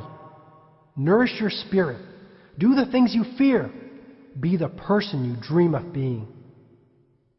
Julian continued his passionate discourse. Identify the things that are holding you back. Take the time to reflect on what might be keeping you from the life you really want and know deep down you can have. Once you have identified what your weaknesses are, the next step is to face them head on and attack your fears. This might be the first taste of real freedom that you have experienced in years. Fear is nothing more than a mental monster you have created, a negative stream of consciousness. You mean all my fears are nothing more than imaginary little gremlins that have crept into my mind over the years? Exactly, John. Every time they have prevented you from taking some action, you have added fuel to their fire. But when you conquer your fears, you conquer your life. I need an example. Study a baby. She has no limits. Her mind is a lush landscape of potential and possibility. Properly cultivated, it will lead her to greatness. Filled with negativity, it will lead her to mediocrity at best. A baby could be trained to view a glorious sunny day as depressing. A child could be trained to see a puppy as a vicious animal. An adult could be trained to see a drug as a pleasant vehicle for release. It's all a matter of conditioning, isn't it? Sure. The same holds true for fear. Fear is a conditioned response, a life-sucking habit that can easily consume your energy, creativity, and spirit if you are not careful. When fear rears its ugly head, beat it down quickly. The best way you can do this is to do the thing you fear. When you erase fear from your mind, you start to look younger and your health becomes more vibrant. Ah, the old mind-body connection, I replied, hoping to mask my ignorance. Yes, the sages of the East have known about it for over 5,000 years. Hardly new age, he said with a broad grin. Truly enlightened people are prepared to put off short-term pleasure for the sake of long-term fulfillment. They resolve to live by the wisdom of Kaizen, improving every aspect of themselves ceaselessly and continuously. With time, things that were once difficult become easy. Fears that once prevented them from all the happiness, health, and prosperity they deserved fall to the wayside like stickmen toppled by a hurricane. So you're suggesting that I must change myself before I change my life? Yes. It's like that old story my favorite professor told me when I was in law school. One night, a father was relaxing with his newspaper after a long day at the office. His son, who wanted to play, kept on pestering him. Finally, fed up, the father ripped out a picture of the globe that was in the newspaper and tore it into 100 tiny pieces. Here, son, go and try to put this back together, he said. To his amazement, his son returned after only 1 minute with the globe perfectly back together. When the startled father asked him how he achieved this feat, the son smiled and gently replied, Dad, on the other side of the globe, there was a picture 1 hour a day for 30 consecutive days to practice the strategies. This investment in yourself is all it takes. 1 hour a day for 30 days is all it takes? It's the magic formula I was always searching for. Having said this, you must be disciplined of a person. And once I got the person together, the world was okay. That's a great story. You see, John, the wisest people I have ever met, from the sages of Savannah to my professors at Harvard Law School, all seem to know the key formula for happiness. Exactly how does one go about building courage? It's the same as the story. Once you get yourself together, your world will be okay. But you must spend some time daily working on yourself, even if for only 10 or 15 minutes. And what does the 9-foot-tall, 900-pound Japanese sumo wrestler symbolize in Yogi Raman's fable? Our hefty friend will be your constant reminder of the power of Kaizen.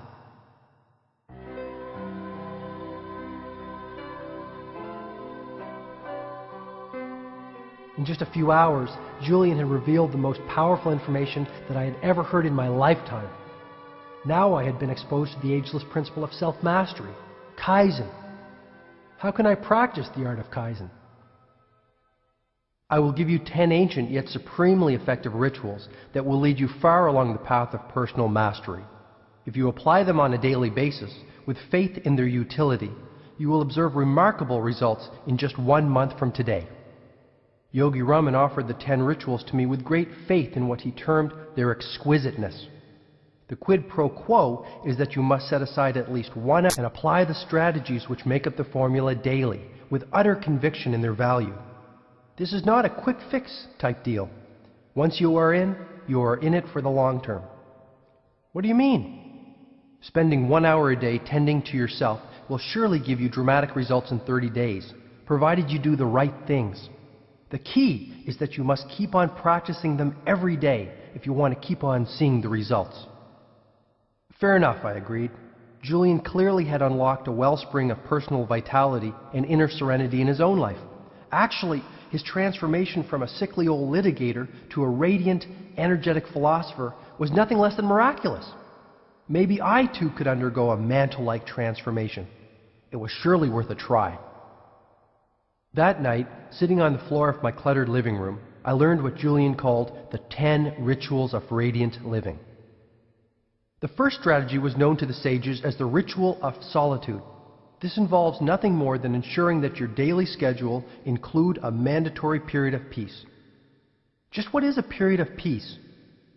It is a period of time, as little as 15 minutes or as much as 50, wherein you explore the healing power of silence and come to know who you really are. Its purpose is self-renewal, and this is accomplished by spending time alone, immersed in the beautiful blanket of silence. Solitude and quiet connect you to your creative source and release the limitless intelligence of the universe. You will even sleep better and enjoy a renewed feeling of balance in your day-to-day activities. Where should I go for this period of peace? Theoretically, you could do it anywhere, from your bedroom to your office. The key is to find a place of true quiet and beauty. How does beauty fit into the equation? Beautiful images soothe a ruffled soul, Julian observed with a deep sigh. A bouquet of roses or a simple, solitary daffodil will have a highly salutary effect on your senses and relax you to no end. Ideally, you should savor such beauty in a space that will serve as a sanctuary of the self. What's that? Basically, it is a place that will become your secret forum for mental and spiritual expansion. This might be a spare room in your house or simply a peaceful corner of a small apartment. The point is to reserve a spot for your renewal activities, a place that sits there quietly, awaiting your arrival. I love the sound of that. I think having a silent place to go to when I come home from work would make a world of difference. That brings up another important point. The ritual of solitude works best when you practice it at the same time every day. By practicing it at the same time every day, a daily dose of silence will soon become a habit that you will never neglect. Anything else? Yes, if at all possible, commune with nature daily. A quick walk through the woods, or even a few minutes spent cultivating your tomato garden in the backyard, will reconnect you to the wellspring of calm that may now be dormant within you. Being with nature also allows you to tune into the infinite wisdom of your highest self. This self-knowledge will move you into the uncharted dimensions of your personal power. Never forget this, Julian advised, his voice rising with passion. Has this ritual worked well for you, Julian? Absolutely.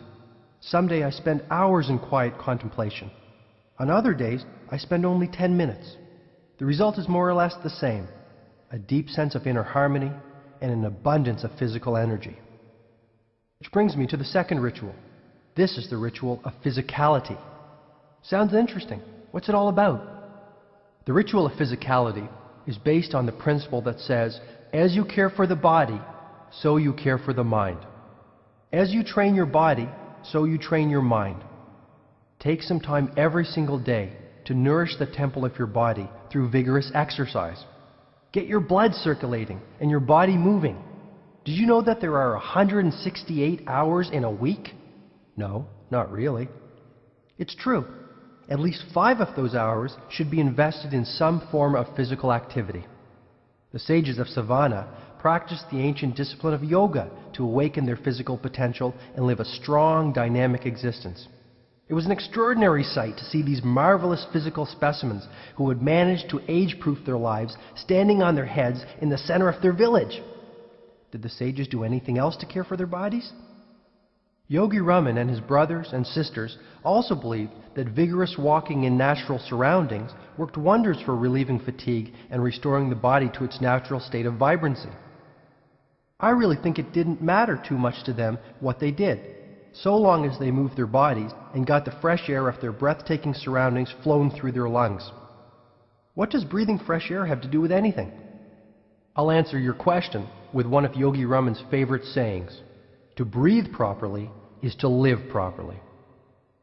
Quite early on in Savannah, the sages taught me that the fastest way to double or even triple the amount of energy I had was to learn the art of effective breathing. Their philosophy was simple: take in more oxygen through efficient breathing, and you liberate your energy reserves along with your natural state of vitality. Okay, so where do I start? It's actually pretty easy. 2 or 3 times a day, take a minute or two to think about breathing more deeply and effectively. Your belly should move out slightly. This indicates that you are breathing from the abdomen, which is good. A trick that Yogi Raman taught me was to cup my hands over my stomach. If they moved out as I inhaled, my breathing technique was proper. Very interesting. If you like that, then you'll love the third ritual of radiant living, said Julian, which is the ritual of live nourishment. Yogi Raman put it this way: as you nourish your body, so you nourish your mind. I assume then that you changed your diet radically. Live foods are the answer. Live foods are those which are created through the natural interaction of the sun, air, soil, and water. What I'm talking about here is a vegetarian diet. Fill your plate with fresh vegetables, fruit, and grains, and you might just live forever. Is that possible? Most of the sages were well over 100, and they showed no signs of slowing down. But is this type of diet healthy? This is the diet that nature intended. It is alive, vital, and supremely healthy. The sages have lived by this diet for many thousands of years. If you like meat, you can certainly keep eating it. Just remember that you are ingesting dead food. If you can, cut back on the amount of red meat that you eat. It is really hard to digest, and since your digestive system is one of the body's most energy-consuming processes, valuable energy reserves are needlessly depleted by this foodstuff. Do you see what I'm getting at? Just compare how you feel after eating a steak with your energy levels after you've had a salad. If you don't want to become a strict vegetarian, at least start having a salad with every meal and fruit for dessert. Even this will make a huge difference. Do not read just anything. Make it something that will improve both you and the quality of your life. What did the sages read? They spent many of their waking moments reading and rereading the ancient teachings of their ancestors. They devoured this philosophical literature. It was in Savannah that I really learned the power of the book and the principle that a book is the best friend of the wise. To truly get the best out of a great book, you must study it, not just read it. The sages would read many of the books of wisdom in their vast library 10 or 15 times. They treated great books as scriptures, holy documents of divine origin. Wow! Is reading really that important? 30 minutes a day will make a delightful difference in your life, because you will quickly start to see the vast reserves of knowledge available for your use. Read the right books. Learn how those who have preceded you have handled the challenges you are currently facing. What exactly are the right books? Any titles you could recommend to an eager young beaver? I said, flashing a broad grin. Sure.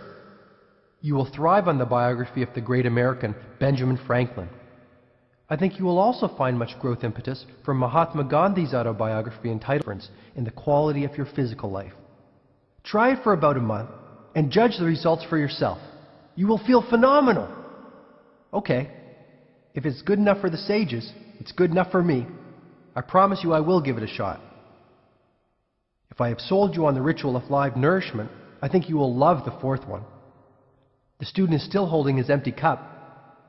The fourth ritual is known as the ritual of abundant knowledge. It centers around the whole notion of lifelong learning and expanding your knowledge base for the good of yourself and all those around you. Read regularly. Reading for 30 minutes a day will do wonders for you. But I must caution you. The story of my experiments with truth. I also suggest that you read Siddhartha by Hermann Hesse, the highly practical philosophy of Marcus Aurelius, and some of the work of Seneca. You might even read Think and Grow Rich by Napoleon Hill. I read it last week and I thought it was very profound. Think and Grow Rich, I exclaimed. But I thought you left all that behind you. I'm really sick and tired of all the make money fast manuals that are being peddled out there by snake oil salesmen preying on the weak. Easy, big fella. I couldn't agree with you more, offered Julian, with all the warmth and patience of a wise, loving grandfather. That little book is not about making a lot of money. It's about making a lot of life. Think and Grow Rich is about abundance, including spiritual abundance, and how to attract all that is good into your life. You might do well to read it, but I will not press the point. Sorry, Julian. I guess my temper gets the better of me sometimes, I offered apologetically. One more thing I need to improve. I really am grateful for all that you are sharing with me. No problem. My point is simply read and keep reading. Do you want to know something else interesting? What? Books simply help you to see what is already within yourself. That's what enlightenment is all about.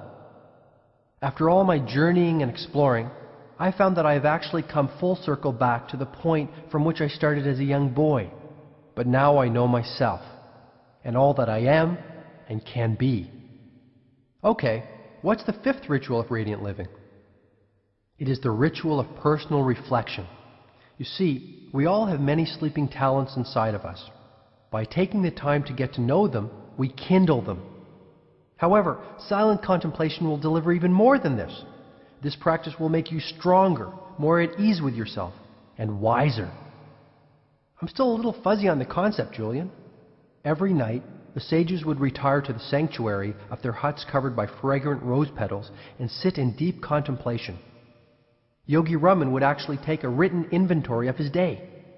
What kinds of things would he write down, I asked. First, he would list all of his activities, from the personal care activities of his morning to his interactions with the other sages.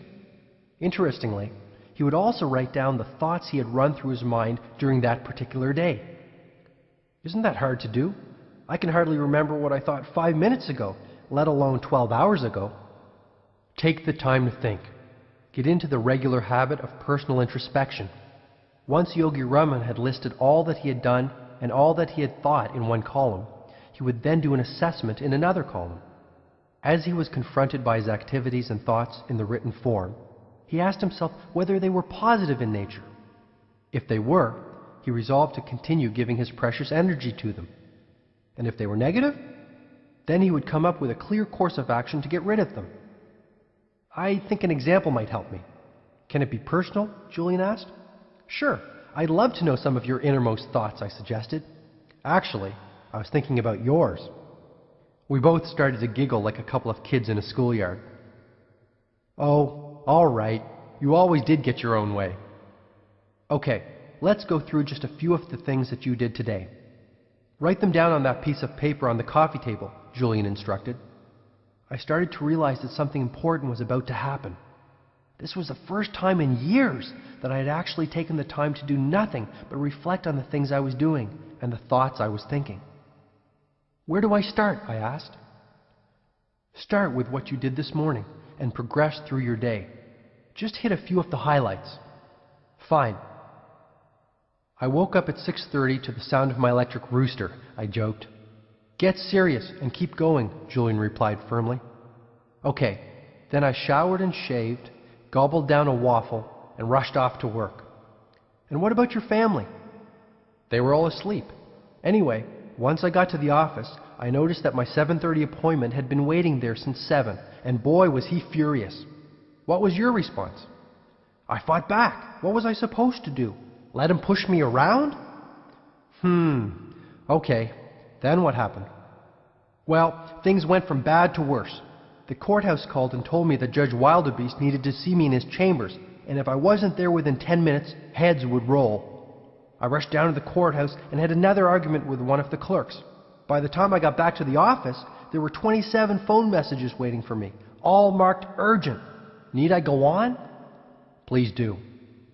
Well, on my way home, Jenny called me in the car and asked me to stop by her mother's house and pick up some of those amazing pies my mother-in-law is famous for.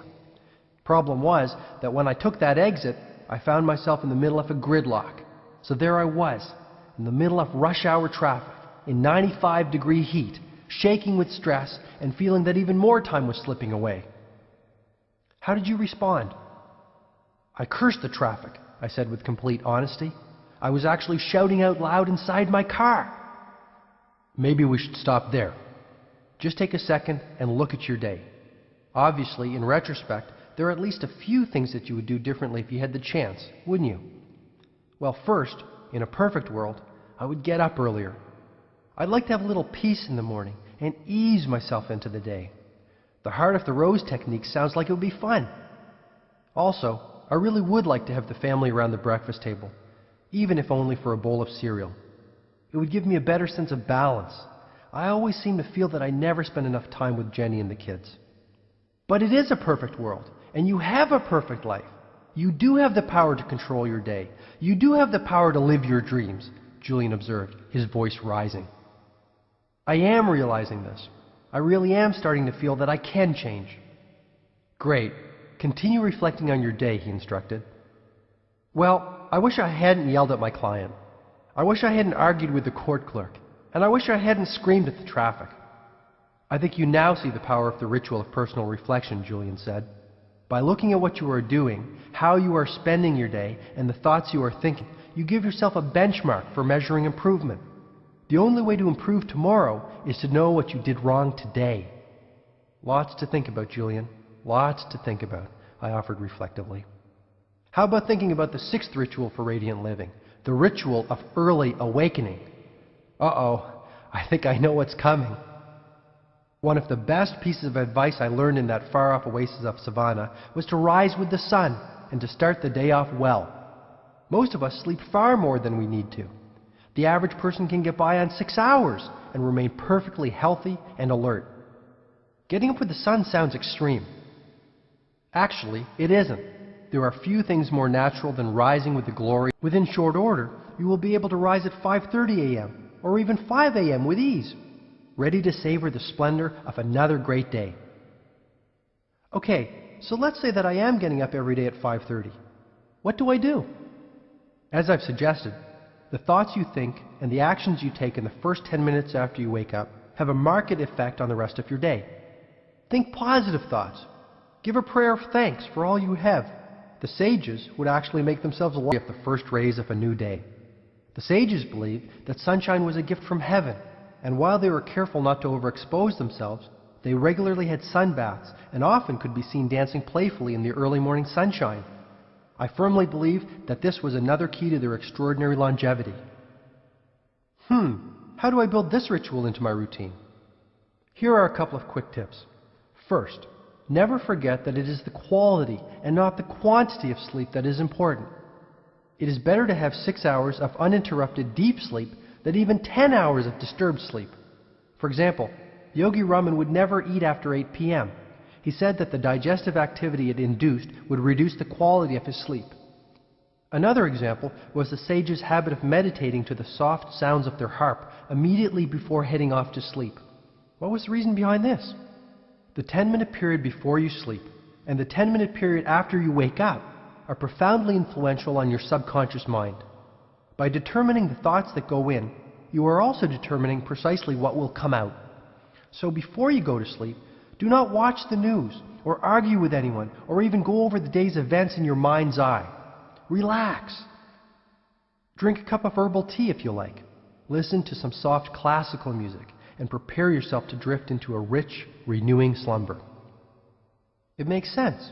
The better the sleep, the less I will need. Exactly. And remember the ancient rule of 21. If you do anything for 21 days in a row, it will be installed as a habit. So stay with the early rising routine for about 3 weeks. By then it will be a part of your life. Laugh whether they felt like it or not, just to get the happiness juices flowing early in the morning. Julian, I am trying very hard to keep my cup empty. And I think you will agree that I've done pretty well for a novice. But that sounds really odd, even for a band of monks living high in the Himalayas. But it's not. Take a guess how many times the average 4-year-old laughs in a day. Who knows? I do. 300. Now guess how many times the average adult in our society laughs in the course of a day. 50, I tried? Try 15, said Julian, smiling in satisfaction. You see my point? Laughter is medicine for the soul. Even if you don't feel like it, look in the mirror and laugh for a couple of minutes. You can't help but feel fantastic. Every day will then be an exquisitely rewarding one. What do you do to start your day off on a positive footing? Actually, I have developed quite a sophisticated morning routine, which includes everything from the heart of the rose to drinking a couple of glasses of freshly squeezed fruit juice. But there is one strategy in particular which I would like to share with you. Sounds important. It is. Shortly after you have awakened, go into your sanctuary of silence. Get still and focused. Then ask yourself this question. What would I do today if this day was my last? Mentally list all the things you would do, the people you would call, and the moments you would savor. When you live every day as if it was your last, your life will take on a magical quality. And this brings me to the 7th of the rituals of radiant living, the ritual of music. Never forget the power of music. Spend a little time with it every day, even if it is listening to a soft piece on a cassette while you drive to work. When you feel down or weary, play some music. It is one of the finest motivators I know of. Aside from yourself, I exclaimed sincerely. Just listening to you makes me feel great. You really have changed, Julian, and not just on the outside. You really do seem to be at peace with yourself. You have touched me tonight. Hey, there's more, shouted Julian with his fist in the air. Let's keep going. I wouldn't have it any other way. Okay. The 8th ritual is the ritual of the spoken word. The sages had a series of mantras which they would recite morning, noon, and night. They told me that this practice was immensely effective in keeping them focused, strong, and happy. What's a mantra? I asked. A mantra is nothing more than a collection of words strung together to create a positive effect. In Sanskrit, man means mind, and tra means freeing. So a mantra is a phrase which is designed to free the mind. And believe me, John, mantras accomplish this objective in a very powerful way. So mantras are spoken? They don't have to be. Written affirmations also are very effective. But I have found that repeating a mantra aloud has a wonderful effect on my spirit. When I need to feel motivated, I might repeat, I am inspired, disciplined, and energized out loud 200 or 300 times. To maintain the supreme sense of self-confidence I have cultivated, I might repeat, I am strong, able, and calm. I even use mantras to keep me youthful and vital, Julian admitted. Which leads us to the 9th ritual of radiant living quite nicely. This is the ritual of congruent character. This ritual requires you to take daily, incremental action to build your character. Perhaps Yogi Raman articulated the formula best when he stated, you sow a thought, you reap an action. Reap an action, you sow a habit. Sow a habit, you reap a character. Sow a character, you reap your destiny. What kinds of things should I do to build my character? Anything that cultivates your virtues.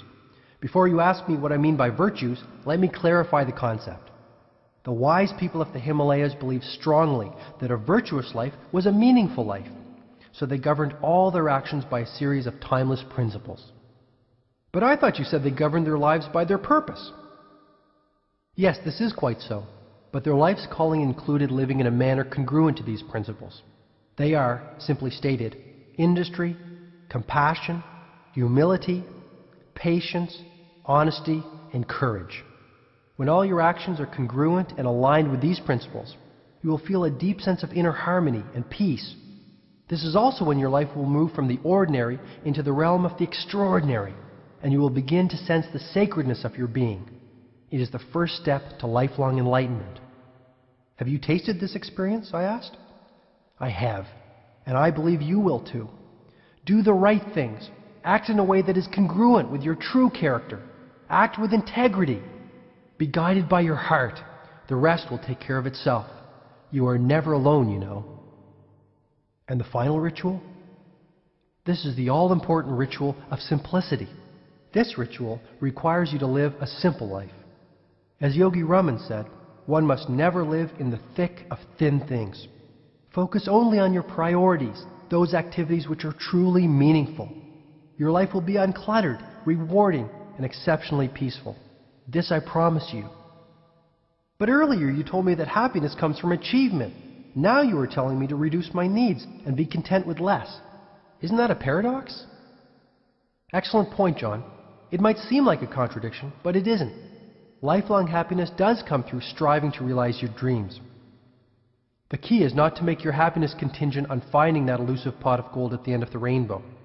For example, even though I was a millionaire many times over, I was so money-driven that I couldn't enjoy all that I had. You know, there came a time when all I could eat was bread and water, Julian said, growing very quiet and pensive. Are you serious? I always thought that you ate at the best restaurants with all those celebrity friends of yours. That was in the early days. Not many people know about this, but the burden of my out-of-control lifestyle gave me a bleeding ulcer. Julian caught himself. But I'm not one to live in the past. It was another one of life's great lessons. To transcend pain, I had to first experience it. I wouldn't be where I am today without it, he said stoically. Any ideas on what I should do to bring the ritual of simplicity into my life, I asked. There are so many things you can do. Stop picking up the phone every time it rings. Stop wasting time reading junk mail. Stop eating out 3 times a week. Give up your golf club membership and spend more time with your kids. Spend a day a week without your watch. Watch the sunrise every few days. Sell your cellular phone and dump your pager to make your life work. Try the techniques and use those that feel right to you. After Julian had explained the 10 rituals for radiant living, he paused. I know that you want me to keep on going, so I will. Perhaps this is a good time to get a little deeper.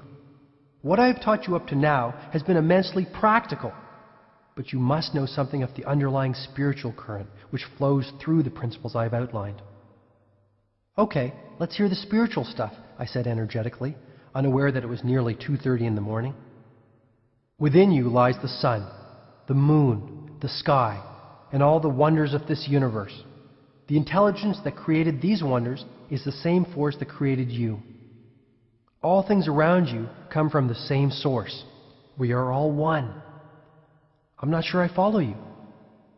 Every being on this earth, every object on this earth has a soul. All souls flow into one. This is the soul of the universe. You see, John, when you nourish your own mind and your own spirit, you are really feeding the soul of the universe. When you improve yourself, you are improving the lives of all those around you. And when you have the courage to advance confidently in the direction of your dreams, you begin to draw upon the power of the universe. Julian, I know you mean well, but what happens if I fail? Failure is not having the courage to try, nothing more and nothing less. The only thing standing between most people and their dreams is the fear of failure. Yet failure is essential to success in any endeavor. Never fear failure. Failure is your friend. The power of discipline. Julian continued to use Yogi Raman's mystical fable as the cornerstone for the wisdom he was sharing with me. You will recall that our friend the sumo wrestler was stark naked. Except for the pink wire cable covering his private parts, I interjected gamely. Right. Need I continue? Julian asked rhetorically. I get the point. But sell the cell phone? I asked anxiously, feeling as a baby might at the doctor's suggestion that his umbilical cord should be cut. Like I've said, my duty is to share the wisdom I've learned through my journey with you. You need not apply every strategy, applauded Julian. The pink wire cable will serve to remind you of the power of self-control and discipline in building a richer, happier, and more enlightened life. My teachers in Savannah taught me that the virtue of discipline was like a wire cable. Have you ever really taken the time to study a wire cable, John? It hasn't been high on my priority list, I confessed with a quick grin. Well, have a look at one sometime. You will see that it consists of many thin, tiny wires placed one on top of the other. Alone, each one is flimsy and weak, but together their sum is much greater than their constituent parts, and the cable becomes tougher than iron. Self-control and willpower are similar to this. To build a will of iron, it is essential to take small, tiny acts in tribute to the virtue of personal discipline. Routinely performed, the little acts pile one on top of another to eventually produce an abundance of inner strength. Self-discipline will provide you with the mental reserves required to persevere when life throws you one of its little curves. I must also alert you to the fact that the lack of willpower is a mental disease, Julian added surprisingly. Willpower allows you to do what you said you would do when you said you would do it. It is willpower that offers you the inner power to keep your commitments to others, and perhaps even more importantly, to yourself. Is it really that important? Most certainly, my friend. It is the essential virtue of every person who has created a life rich with passion, possibility, and peace. Julian then reached into his robe and pulled out a shiny silver locket, the kind you might see in a museum exhibit on ancient Egypt. You shouldn't have, I joked. The sages of Savannah gave this gift to me on my last evening with them. It was a joyous, loving celebration between members of a family who had lived life to the fullest. It was one of the greatest and one of the saddest nights of my life. I left part of myself high in the Himalayas that evening, Julian said, his voice growing soft. What are the words engraved on the locket? Here, I'll read them to you. Never forget them, John. They have really helped me when times got tough. Through the steel of discipline, you will forge a character rich with courage and peace. Through the virtue of will, you are destined to rise to life's highest ideal and live within a heavenly mansion filled with all that is good, joyful, and vital. Without them, you are lost, like a mariner without a compass, one who eventually sinks with his ship. Julian added, building self-control and discipline into your life will also bring you a tremendous sense of freedom. This alone will change things. Julian then noted the many practical benefits that the cultivation of discipline would bring. Believe it or not, developing the power of your will can erase the worry habit, keep you healthy, and give you far more energy than you have ever had. You see, John, self-control is really nothing more than mind control. Will is the king of mental powers. When you master your mind, you master your life. Mental mastery starts with being able to control every thought that you think. When you have developed the ability to discard all weak thoughts and focus only on those that are positive and good actions will follow. Soon you will start attracting all that is positive and good into your life. Here's an example. Let's say one of your personal development goals is to get up every morning at 6 a.m. and go for a run. Let's pretend it is now the middle of winter and your alarm wakes you from a deep, restful sleep. Your first impulse is to hit the snooze button and return to your slumber. Perhaps you will live up to your exercise resolution tomorrow. This pattern continues for a few days until you decide that you are too old to change your ways and the physical fitness goal was too unrealistic. You know me too well, I offered sincerely. Now let's consider an alternative scenario. It is still the dead of winter. The alarm goes off and you start to think of staying in bed. But instead of being a slave to your habits, you challenge them with more powerful thoughts. You start to picture in your mind's eye how you will look, feel, and act when you are in peak physical shape. You focus on all that you can accomplish with the increased energy a regular exercise program will bring. No more nights spent in front of the television because you are too tired to do anything else after your long day in court. Your days are filled with vitality, enthusiasm, and meaning. But say I do this, and I still feel like going back to sleep rather than going running. If you continue to wage war against the weaker thoughts that might have silently crept into the palace of your mind over the years, eventually they will see that they are unwanted and leave like visitors who know that they are not welcome. You mean to tell me that thoughts are physical things? Yes, and they are fully in your control. It is just as easy to think positive thoughts as it is to think negative ones. So if I want to have the inner strength to get up earlier, eat less, read more, worry less, be more patient, or be more loving, all I have to do is exert my will to cleanse my thoughts? When you control your thoughts, you control your mind. When you control your mind, you control your life. And once you reach the stage of being in total control of your life, you become the master of your destiny. I needed to hear this. Through the course of this strange yet inspiring evening, I had gone from being a skeptical litigator, carefully studying a hotshot lawyer turned yogi, to a believer whose eyes had been opened for the first time in many years. I wish Jenny could hear all this. Actually, I wish my kids could hear this wisdom too. I knew it would affect them as it had me. I had always planned on being a better family man and living more fully, but I always found that I was too busy putting out all those brush fires of life that seemed so pressing. It seemed like yesterday that I was a young law student, full of energy and enthusiasm. I dreamed of becoming a political leader, or even a Supreme Court judge back then. But as time went by, I settled into a routine. I think it was at that moment, with Julian sitting next to me on my living room floor on that sticky July night, that I changed. The Japanese call it satori, meaning instant awakening, and that's exactly what it was. I resolved to fulfill my dreams and make my life far more than it had ever been. That was my first taste of real freedom, the freedom that comes when you decide once and for all to take charge of your life and all its constituent elements. I will give you a formula for developing willpower, said Julian, who had no idea of the inner disciplined, principled life that will connect you to your dreams. And you need not change your world in a day. Start off small. Even training yourself to get up an hour earlier and sticking to this wonderful habit will boost your self-confidence, inspiring you to reach higher heights. The trick is to keep setting the mark higher and raising your standards continuously. This will release that magical quality of momentum that will motivate you to keep exploring your infinite potential. Momentum is also the secret ingredient to building self-discipline. It's a delightful process, John. It really is. And the pink wire cable in Yogi Raman's magical fable will always remind you of the power of your will.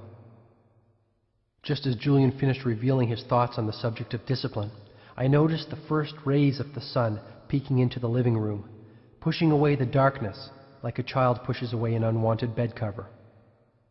This will be a great day, I thought. The first day of the rest of my life.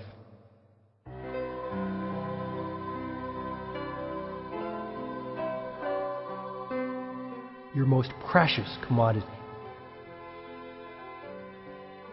You know what's funny about life? Julian said. By the time most people figure out what they really want and how to go about attaining it, it's usually too late. Is that what the stopwatch in Yogi Raman's fable is all about? Yes, the naked, 9-foot-tall, 9 transformation I had just experienced. Wisdom without proper tools for its application is no wisdom at all.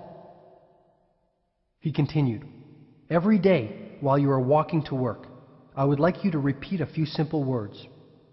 Yogi Raman told me that by its repetition, I would develop self-control and an indomitable will within a short period of time. Okay, I'm all ears. This is the mantra I suggest you repeat at least 30 times a day. I am more than I appear to be. All the world's strength and power rest inside me. It will manifest profound changes in your life. For even quicker results, blend this mantra with the practice of creative envisioning I spoke of earlier. Startling results will surely come your way, he promised. That's it? I asked, astonished by the apparent simplicity of this formula. I can tap the full reserves of my willpower through this simple exercise? Repeating the mantra I gave you, along with the daily practice of seeing yourself as you hope to be, will give you an enormous amount of support as you create the 100-pound sumo wrestler with the pink wire cable covering his private parts, slips on a shiny gold stopwatch that someone has left in the beautiful garden, Julian reminded me. And exactly what does the shiny gold stopwatch represent? It is a symbol of our most precious commodity, time. What about positive thinking and goal setting and self-mastery? They all mean nothing without time. About 6 months after I made Savannah my temporary home, one of the sages came to my hut while I was studying. Her name was Divya. She was a stunningly beautiful woman with jet black hair that fell below her waist, and in a very gentle and sweet voice, she informed me that she was the youngest of all of the sages. She also said that she had come to me on the instructions of Yogi Raman. As the youngest of our community, I have been asked to bring you a gift. It is from all of us, and we offer it as a token of our respect for you, one who has traveled so far to learn our ways. What was the gift? I asked impatiently. It was a miniature hourglass, which had been made from blown glass and a small piece of sandalwood. Seeing my expression, Divya quickly told me that each of the sages had received one of these instruments as children. Though we have no possessions and live pure, simple lives, we respect time and note its passing. These little hourglasses serve as daily reminders of our mortality and the importance of living full, productive days while advancing our purposes. These monks kept time? Each and every one of them understood the importance of time. They each had developed what I call a time consciousness. Time is the greatest leveler. Whether we are privileged or disadvantaged, whether we live in Texas or Tokyo, we all have been allotted days with only 24 hours. Once I heard my father say it was the busiest people who have time to spare. What do you make of that? Busy, productive people are highly efficient with their time. They must be in order to survive. Being an excellent time manager doesn't mean that you must become a workaholic. On the contrary, time mastery allows you more time to do the things that are truly meaningful to you. Time mastery leads to life mastery. Guard your time well. Remember, it's a non-renewable resource. Let me give you an example, Julian offered. Let's say it's Monday morning and your schedule is overflowing with appointments and meetings. Let's say you took 15 minutes the night before to plan your day. Or to be even more effective, let's say you took 1 hour on your quiet Sunday morning to organize your entire week. In your daily planner, you wrote out when you would meet your clients, when you would do legal research, and when you would return phone calls. Most importantly, your personal, social, and spiritual development goals for the week also went into your agenda book. By anchoring all the most vital aspects of your life into your daily schedule, you ensure that your week and your life retain a sense of meaning and peace. Surely you're not suggesting that I take a break in the middle of my busy workday to walk in the park or meditate. All I'm saying is plan your week and manage your time creatively. Have the discipline to focus your time around your priorities. The most meaningful things in your life should never be sacrificed to those that are the least meaningful. I agree, Julian, but I really don't have the time to take breaks in the middle of my day. As it is, I work most evenings. As I said this, I felt my stomach tingling at the mere thought of the mountain of work I was facing. One of the great rules I learned from that wise old sage is that 80% of the results you achieve in your life come from only 20% of the activities that occupy your time. Yogi Raman called it the ancient rule of 20. I'm not sure I follow you. Okay, let's go back to your busy Monday. From morning until night, you might spend your time doing everything from drafting legal pleadings to reading your youngest child a bedtime story or playing chess with your wife. Agreed? Agreed. But out of all of the hundreds of activities you give your time to, only 20% will yield real, lasting results. Only 20% of what you do will have an influence on the quality of your life. These are your high-impact activities. For example, 10 years from now, do you really think that all the time you spent gossiping at the water cooler or watching television will count for anything? No, not really. Right. So I'm sure you will also agree there are a number of activities that will account for everything. You mean like time spent improving my legal knowledge, time spent enriching my relationships with my clients, and time invested in becoming a more efficient lawyer? Yes, and time spent nourishing your relationship with Jenny and the kids. Time spent connecting with nature and showing gratitude for all you are so fortunate to have. Time spent renewing your mind, your body, and your spirit. Direct all of your time to those activities that count. Enlightened people are priority-driven. This is the secret of time mastery. Wow, Yogi Raman taught you all that? I have become a student of life, John. Yogi Raman certainly was a wonderful and inspiring teacher, and I will never forget him for that. But all of the lessons I have learned from my varied experiences have now come together like pieces of a big jigsaw puzzle to show me the way to a better life. I had been to many seminars in time management as a lawyer, yet I had never heard the philosophy of time mastery that Julian was now sharing with me. Time management was not just something to focus on at the office and discard at closing time. It was a holistic system that could make all areas of my life more balanced and fulfilling. I would not only be far more productive, I would be far happier. That brings me to another point. Don't let others steal your time. Learn to say no. Having the courage to say no to the little things in life will give you the power to say yes to the big things. What about procrastination? All too often, I keep putting off the things that I don't like doing. It is human nature to do the things that feel good and avoid the things that feel bad. But as I said earlier, the most productive people in this world have cultivated the habit of doing the things that less productive people don't like doing, even though they too might not like doing them. I stopped and thought deeply about the principle I had just heard. Perhaps procrastination was not my problem. Maybe my life had simply become too complex. Julian sensed my concern. Yogi Raman told me that those who are masters of their fear opens your heart and soothes your soul. No one should ever take life so seriously that they forget to laugh at themselves. Julian had one final thought to share on the subject of time. Perhaps most importantly, John, stop acting like you have 500 years to live. Develop a deathbed mentality. When you adopt a deathbed mentality, you live every day as if it was your last. The deathbed question alone has the power to change your life. It will energize your days and bring a rush of zest and spirit to all that you do. Powerful stuff. Here's more. There is a simple remedy to break the spell of frustration that plagues so many people.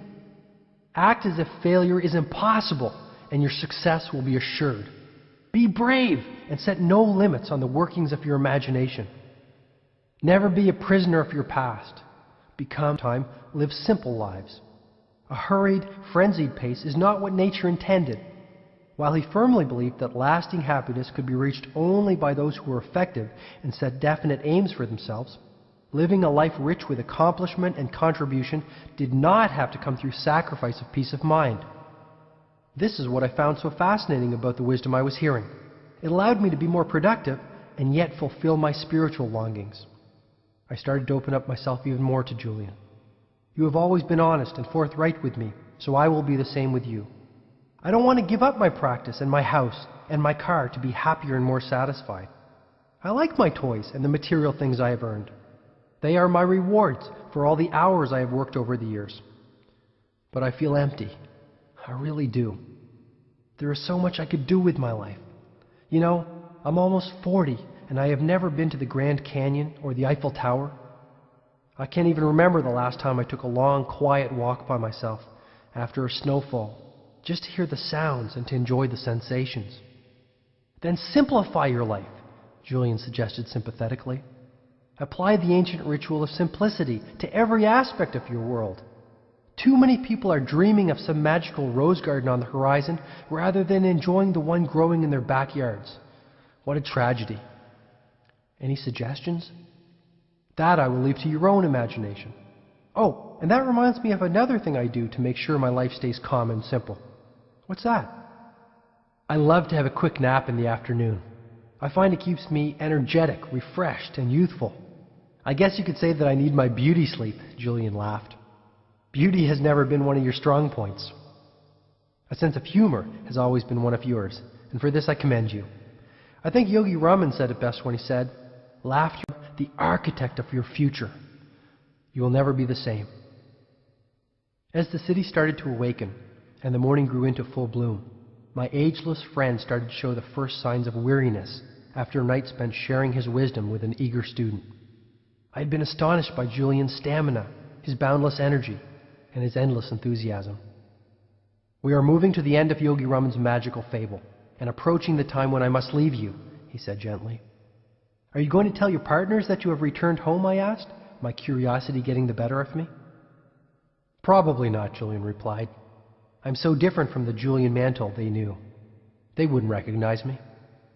"You really are a new man," I agreed, chuckling inwardly as I pictured this mystical monk, adorned in the traditional robes of Savannah, stepping into the striking red Ferrari of his former life. "A new being is probably even more accurate." "I don't see the distinction," I confessed. "There is an ancient saying in India, 'We are not human beings having a spiritual experience. We are spiritual beings having a human experience. I see what I am. I am no longer in the world. The world is in me.'" "I'm going to have to chew on that one for a while," I said in total honesty, not quite comprehending what Julian was talking about. "Sure, I understand, my friend. A time will come when you are clear on what I am saying. If you follow the principles I have revealed to you and apply the techniques I have offered, you will surely advance along the path of enlightenment. You will see your life for what it really is, a small blip on the canvas of eternity, and you will come to see clearly who you are and the ultimate purpose of your life. Which is? To serve, of course. Listen to your conscience. It will tell you that your calling in life is ultimately selfless service to others in some form or another. My mission is to spread the ancient wisdom of the sages of Savannah to all those who need to hear it. This is my purpose." The fire of knowledge had kindled Julian's spirit. He was so passionate, so committed, and so fervent about what he was saying that it was reflected even in his physical dimension. His transformation from a frail old litigator to a vital young Adonis was not brought about by a simple change in his diet or a daily dose of some quick-fix exercise plan. He had found the secret that people through the ages have been searching for.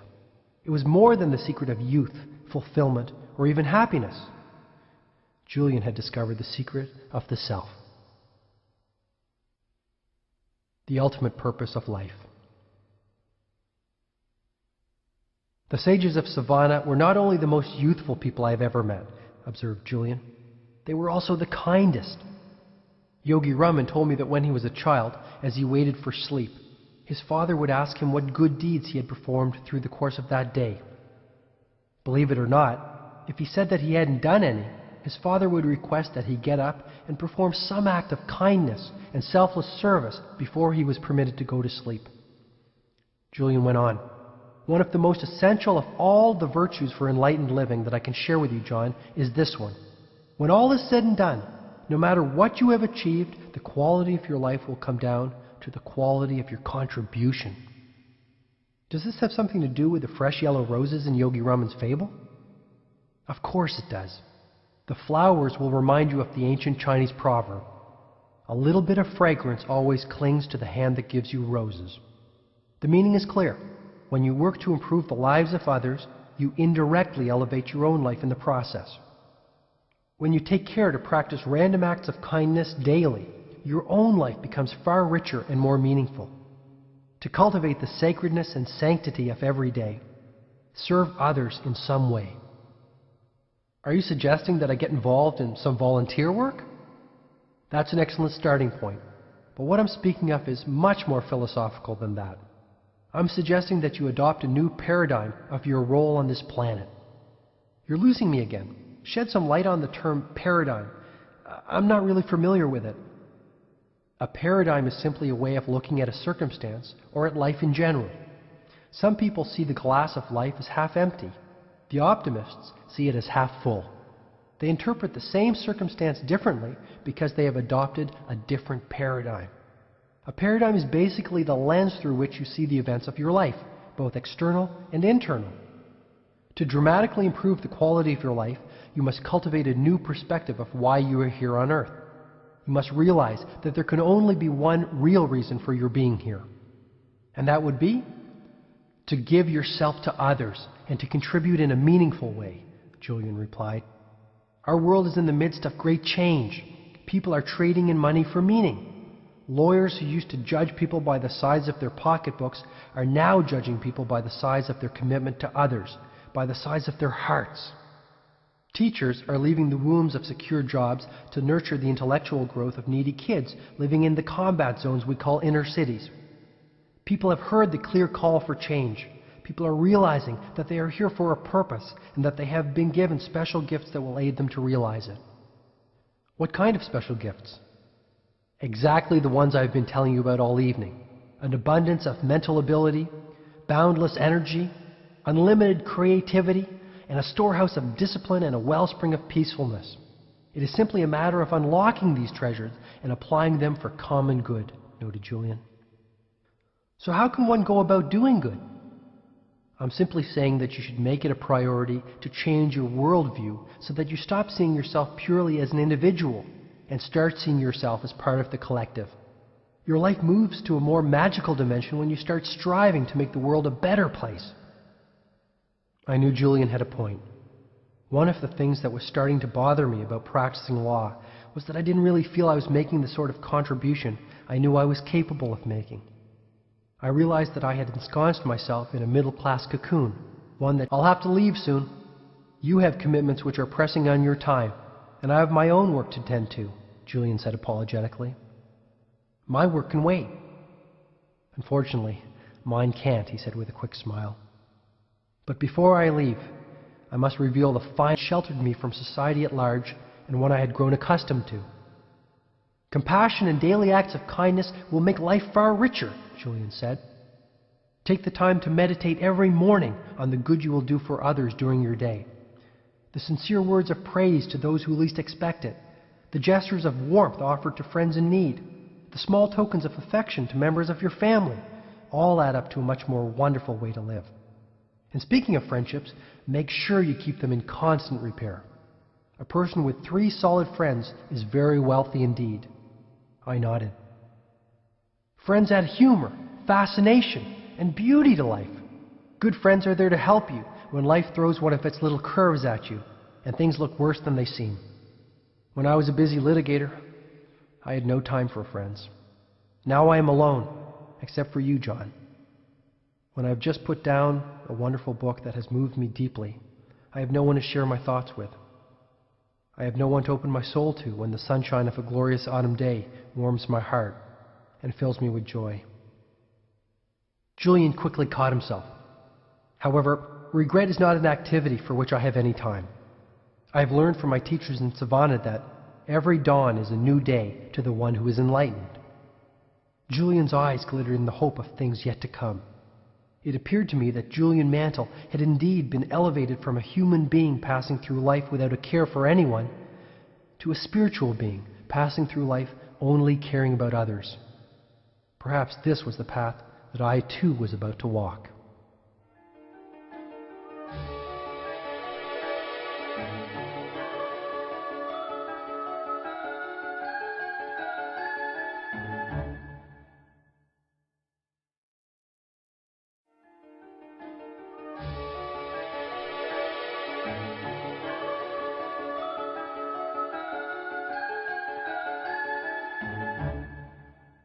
The timeless secret of lifelong happiness. It had been over 12 hours since Julian had arrived at my house. Those 12 hours were, without a doubt, the most important of my life. All at once, I was feeling exhilarated, motivated, and yes, even liberated. I realized that I had not even begun to explore the reaches of my human potential. Julian's wisdom allowed me the opportunity to come to grips with the wounds that were keeping me from living with the laughter, energy, and fulfillment I knew that I deserved.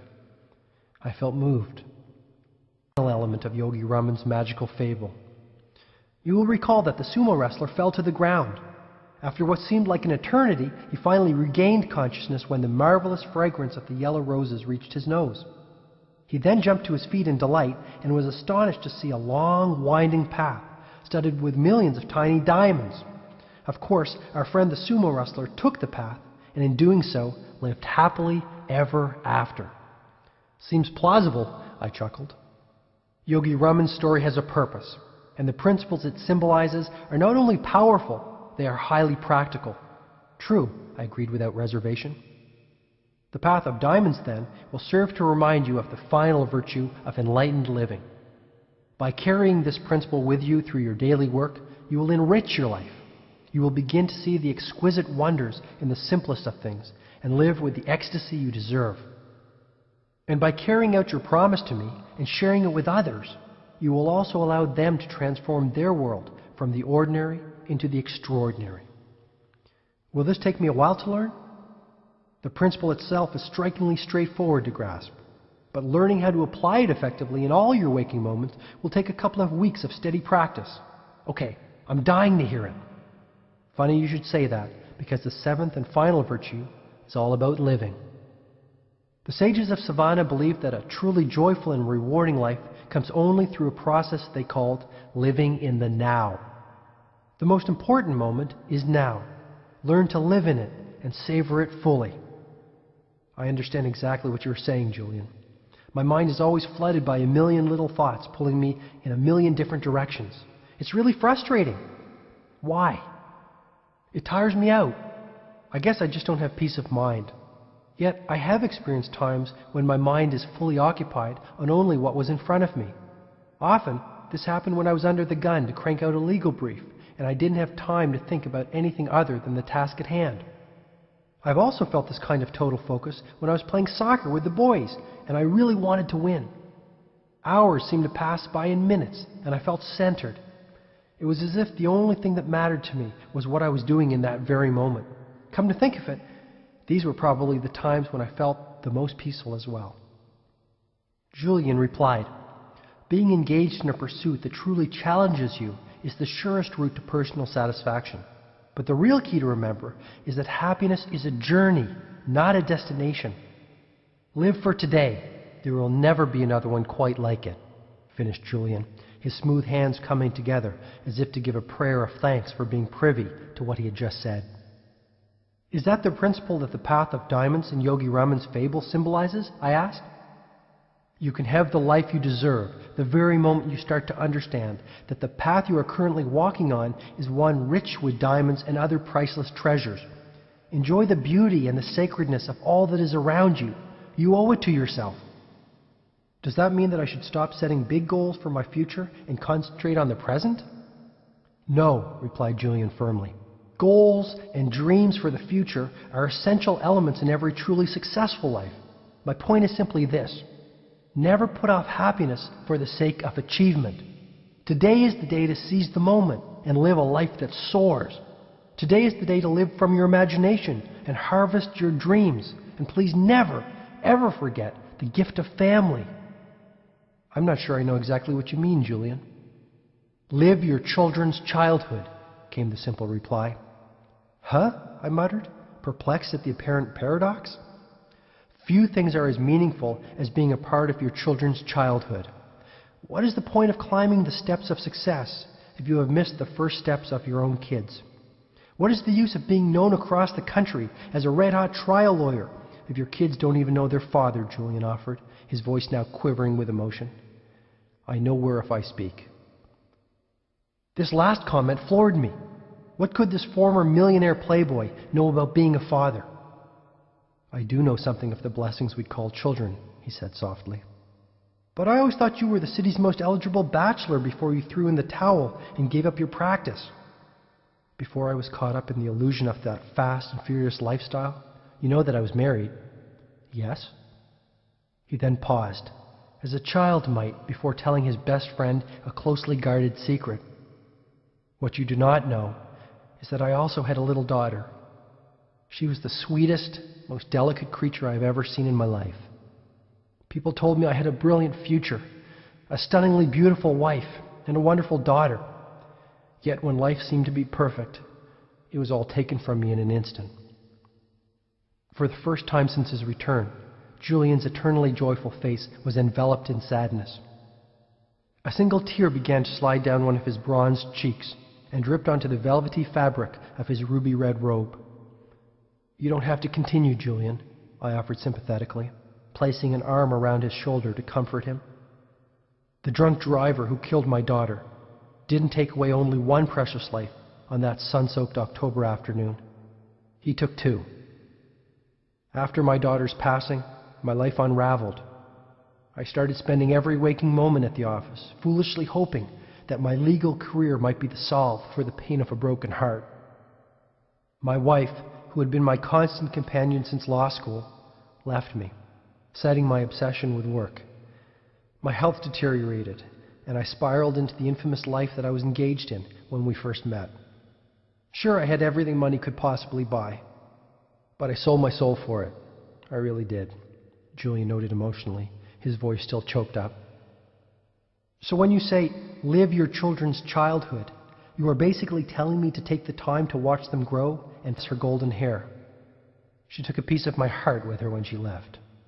And though my life has been inspired by new meaning since I found the way to enlightenment and self-leadership in Savannah, a day doesn't pass without me seeing the rosy face of my sweet little girl in the silent theater of my mind. You have such great kids, John. The best gift you could ever give your children is your love.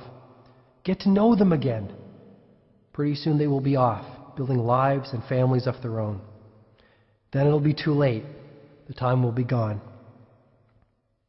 Julian had struck a chord deep inside of me. I guess I had known for some time that my workaholic pace was slowly but steadily loosening our family ties. Piano recitals, Christmas plays, Little League championships had all been traded for my professional advancement. Happiness is a journey, Julian continued, his voice rising once again with the heat of passion. Enjoy the special moments that every day offers, because today, this day is all you have. Can anyone learn to live in the now? Absolutely. No matter what your current circumstances might be, you can train yourself to enjoy the gift of living and fill your existence with the jewels of everyday life. When you start spending even 5 minutes a day practicing the art of gratitude, you will cultivate the richness of living that you are looking for. So by giving daily thanks for all of my assets, whether these are material or spiritual, I will develop the habit of living in the moment? Yes, this is an effective method for putting far more living into your life. When you savor the now, you kindle the fire of life that allows you to grow your destiny. Grow my destiny? We all have something we are meant to do.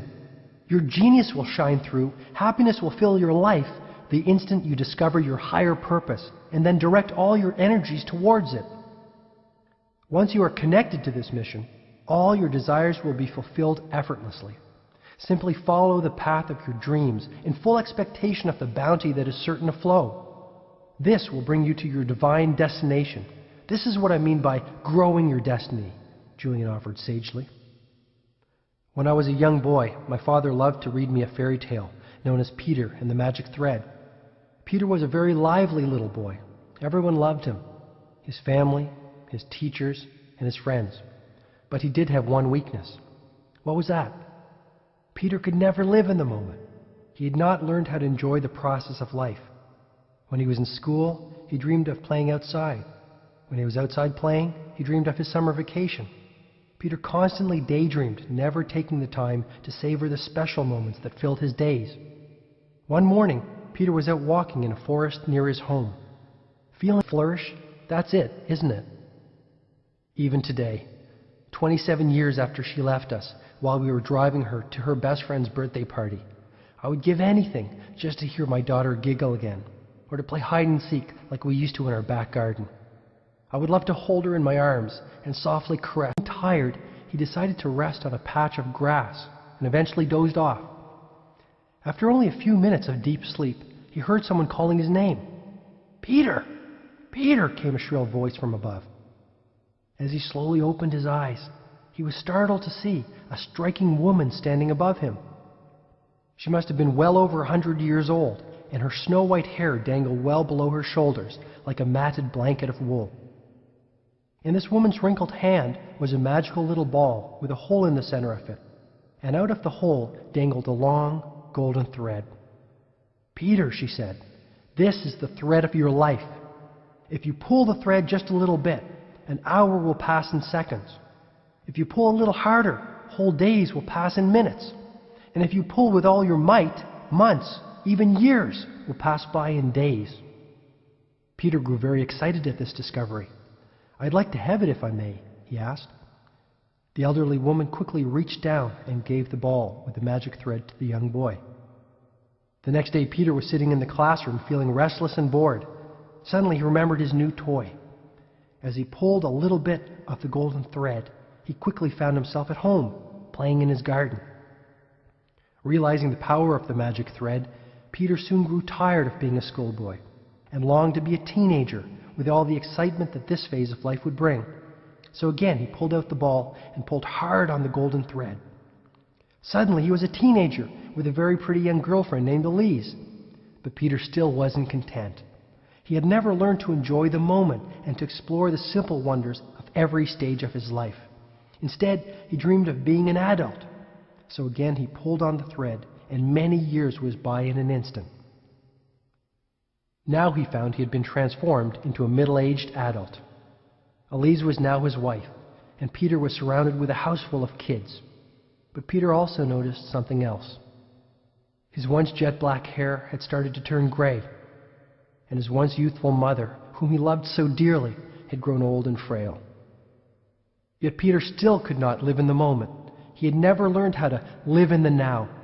So once again, he pulled on the magic thread and waited for the changes to appear. Peter now found that he was a 90-year-old man. His thick dark hair had turned white as snow, and his beautiful young wife Elise had grown old and had passed away a few years earlier. His wonderful children had grown up and left home to lead lives of their own. And for the first time in his entire life, Peter realized he had not taken the time to embrace the wonders of living. He had never gone fishing with his kids or taken a moonlight stroll with Elise. He had never planted a garden or read those wonderful books his mother had loved to read. Instead, he had hurried through life, never resting to see all the good that was along the way. Peter became very sad at this discovery. He decided to go out to the forest where he used to love to walk as a young boy, to clear his head and warm his spirit. As he entered the forest, he noticed that the little saplings of his childhood had grown into mighty oaks. The forest itself had matured into a paradise of nature. He lay down on a small patch of grass and fell into a deep slumber. After only a minute, he heard someone calling out to him. "Peter! Peter!" cried the voice. He looked up in astonishment to see that it was none other than the old woman who had given him the ball with the magic golden thread many years earlier. "Have you enjoyed my special gift?" she asked. Peter was direct in his reply. "At first it was fun, but now I hate it. My whole life has passed before my eyes without giving me the chance to enjoy it. Sure, there would have been sad times as well as great times, but I haven't had the chance to experience either. I feel empty inside. I've missed the gift of living." "You are very ungrateful," said the old woman. "Still, I will give you one last wish." Peter thought for an instant and then answered hastily, "I'd like to go back to being a schoolboy and live my life over again." He then returned to his deep sleep. Again he heard someone calling his name and opened his eyes. Who could it be this time, he wondered.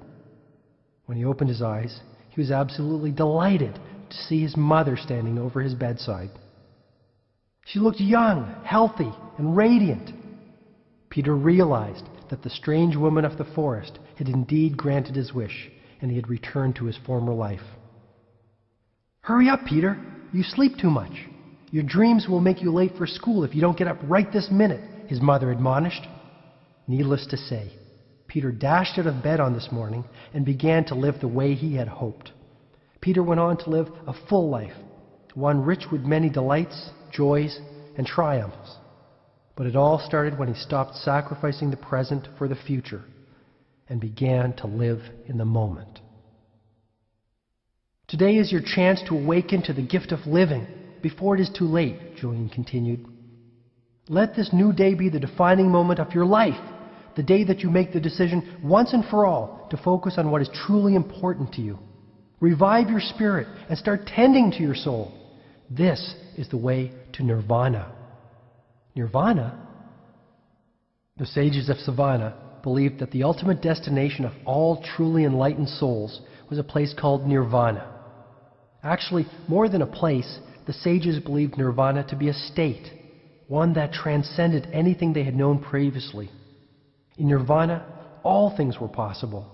There was no suffering, and the dance of life was played out with divine perfection. Julian, I promise you that the time you have spent with me will not be in vain. I will dedicate myself to living by the wisdom of the sages of Savannah, and I will keep my promise to you by sharing all that I have learned. I'm speaking from the heart. I give you my word, I offered sincerely, feeling the throes of emotion stirring within. Spread the rich legacy of the sages to all those around you. They will quickly benefit from this knowledge and improve the quality of their lives, just as you will improve the quality of yours. And remember, the journey is to be enjoyed. The road is just as good as the end. I let Julian continue.